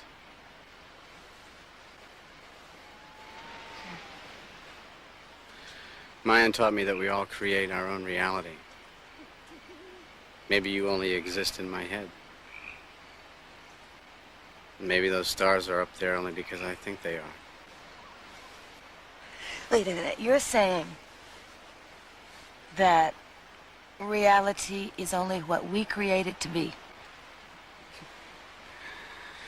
I believe that we are responsible for our experiences because we create them. Why? Why do we create all this crazy stuff for ourselves? Well, crazy stuff's not negative. It's all part of a learning experience. It teaches us who we are.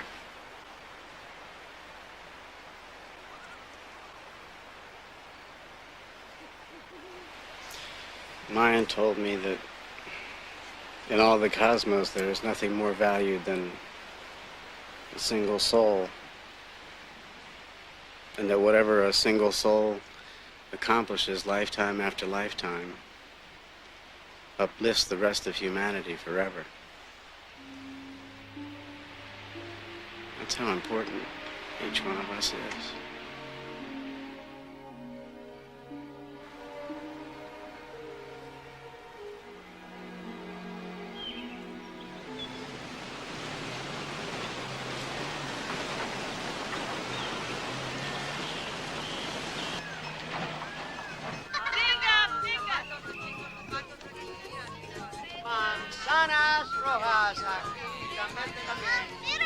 I had been in the Andes now about 2.5 weeks. I wondered if I could hang on to the change in me when I returned to my real life. Oh, it seemed so far away, yet the time was drawing near. Señor, ¿cuánto cuesta? Ah, la misma. ¿Cuánto cuesta para revista y periódico? 2.500 periódico, 10.000 la revista. Sí, gracias. Holy cow, look here, it says that there was this huge blackout in New York City and that a lot of people went free shopping. What's free shopping? I guess it means looting. Is anybody hurt or killed? Doesn't say. It says that the whole system broke down and that there will now be a large clamor for for more law and order. Does it say anything about the campaigns there? No, I don't see anything. Why, you want to find out about Bella's campaign? Yes. How? Okay. There's a great psychic in town I can take you to. She's great. Want to go visit her? Great. Okay, great. Let's go. Gracias, señor. Thank you. So you say this psychic Maria is an accurate psychic? She's the best. The greatest thing about her is she doesn't even know how she does it. All she needs is something with your vibrations on it. I'll give her this. What do you think? That's great. You've been wearing that a lot. It's got a lot of your energy on it. It's right in here. Okay.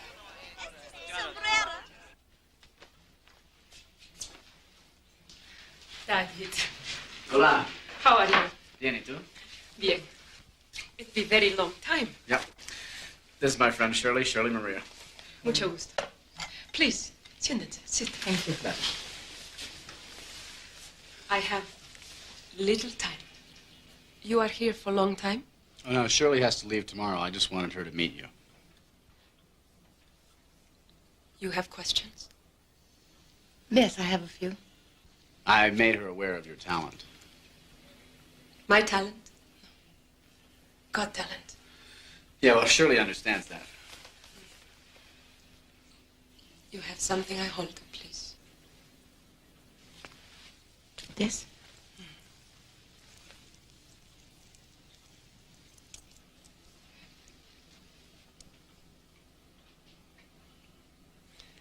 Now, you ask questions. I have a woman friend in New York City. She's a politician, and she's running for mayor of that city. Will she win?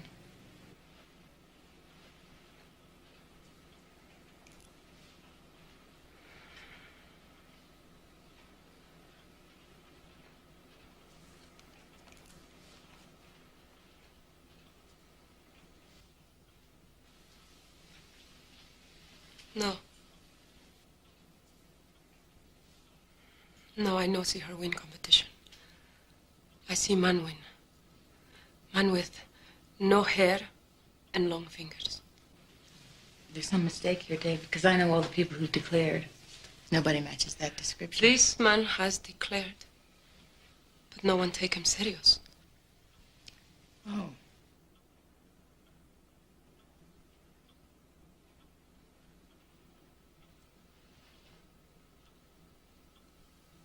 You have more questions?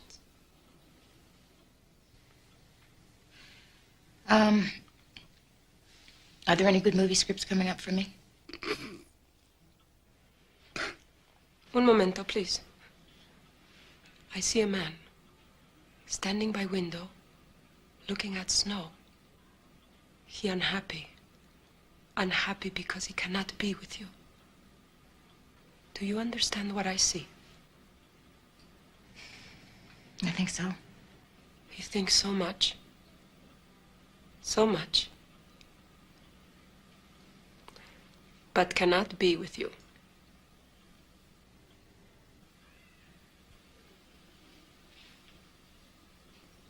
I am sorry. No, I'm not surprised.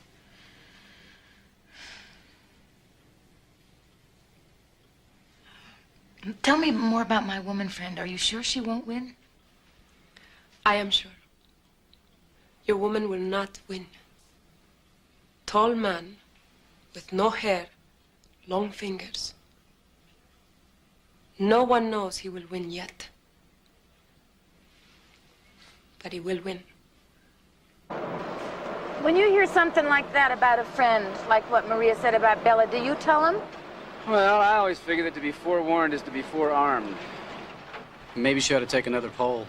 Because there has to be something there in the collective unconscious. Or Maria wouldn't have picked it up.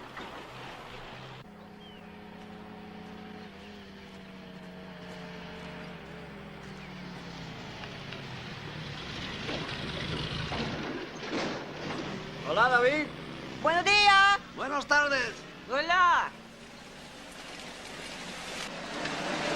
Who's that, David? He's a friend of mine. He doesn't speak much English, but he's very reliable. He's going to drive you down the mountain, and he's also got a plane reservation for you back to New York. Me? Why? Why am I leaving? I thought we were both going tomorrow. I'm not going back. Why? I want to stay here. I've done what I was supposed to do. I brought you here, and now you can go and think about everything that you've learned. What are you saying? Look, this is just the beginning for you. What you need is your real life back now. There's nothing more I can do. I don't want to, David. You've got your notes and you've got your tapes. You make the decision what to do with it all. There's more books to read. It's all ahead of you. But you've got to do it alone.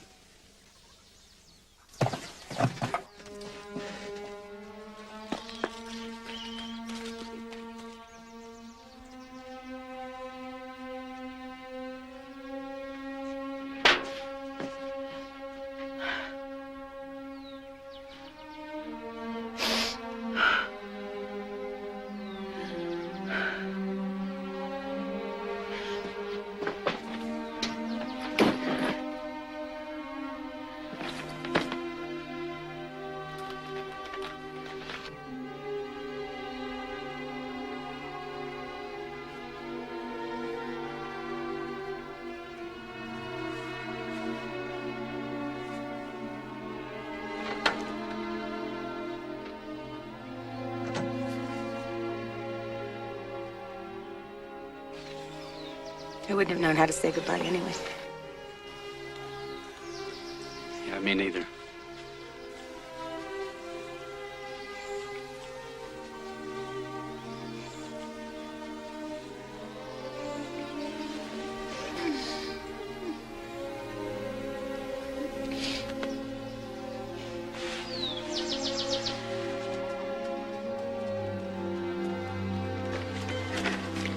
Your ring. No, this is real. Thank you.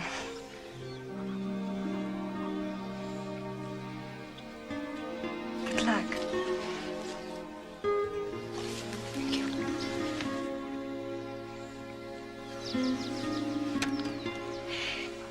So I'm just supposed to go? Supposed to leave like this? Yeah. It's better this way. When will I see you again? Well, just remember that I love you. There's nothing more important in the world than love. I love you too. And then go get them. That's all. It's simple. Don't be afraid. Be yourself. And love the world. Y la vaya bien con Dios. Okay.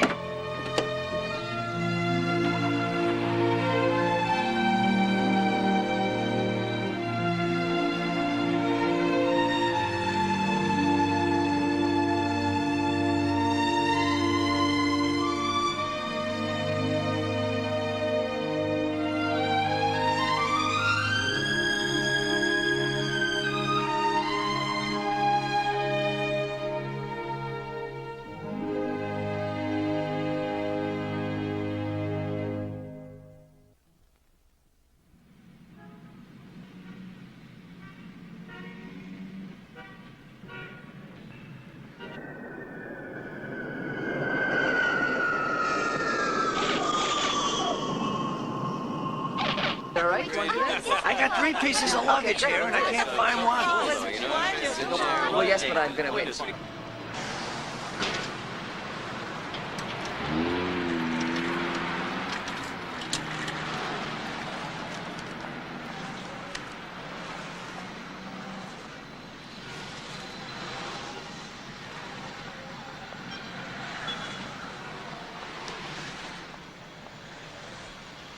Well, I'll be damned.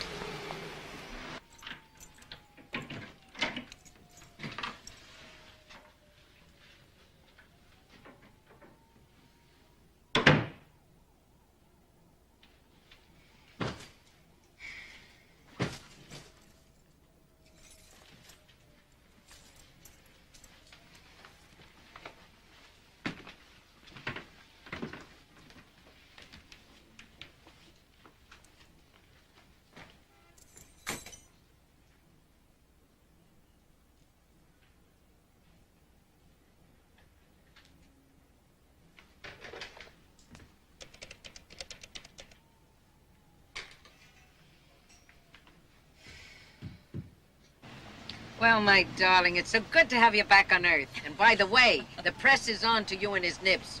Oh, well, we both knew that was going to happen sooner or later, didn't we? Did you call and tell him we were coming? No, I don't know where he's staying. Shall we ask him to join us for dinner after the speech? Let's not, Bella. Let's just wait and see what happens, okay? Okay. So, now, how's the race for mayor going? It looks real good. Cuomo and Beam are my only problems. They both have hair, right? Hair? Yes. Hair, yes. Brains, I'm not so sure of. Is there anyone else you should be worried about? Nah, well, that windbag from Congress, but he can't get arrested. What windbag? You know, the baldy from the village. Who? Who? Ed Koch. Ed Koch, I don't know him. Nobody does. Does he have long fingers? Long fingers? Commission another poll, Bella. Check on the potential of Ed Koch. Shirley, polls cost money. Okay, let me tell you a story that happened to me in the Andes. Listen, Terry, I want you to commission another poll, but focus on Ed Koch. Don't ask me why. It's the weirdest story I ever heard.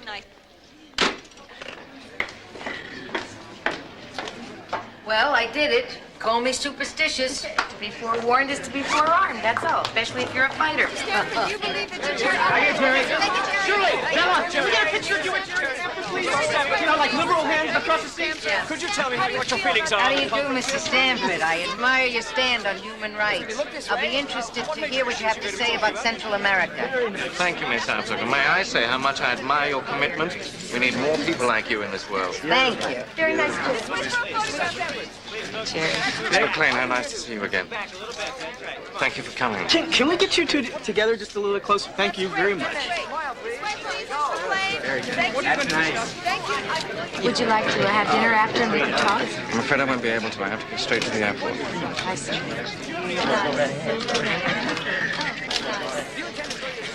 You happy, Jerry?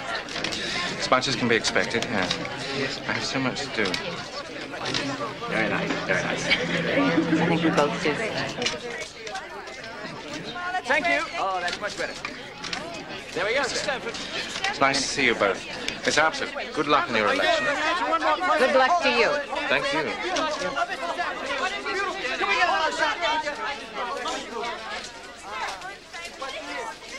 Hey, are you all right?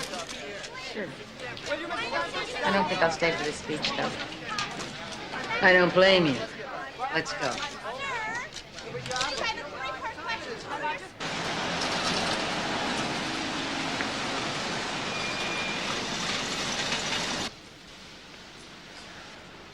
Good night, my village cat.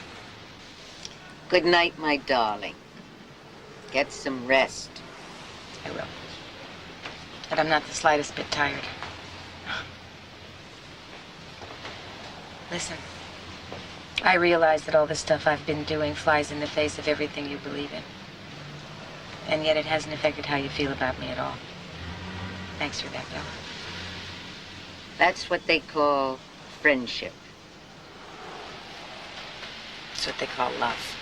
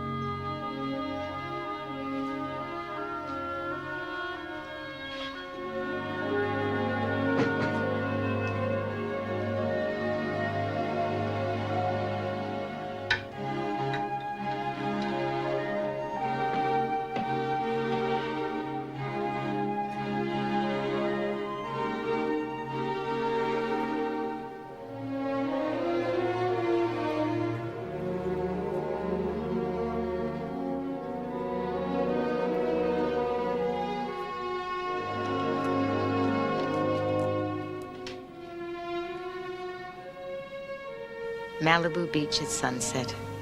Magic hour, we call it in the movies. It's that time of day between light and dark that always makes me wonder who I am and where I fit in.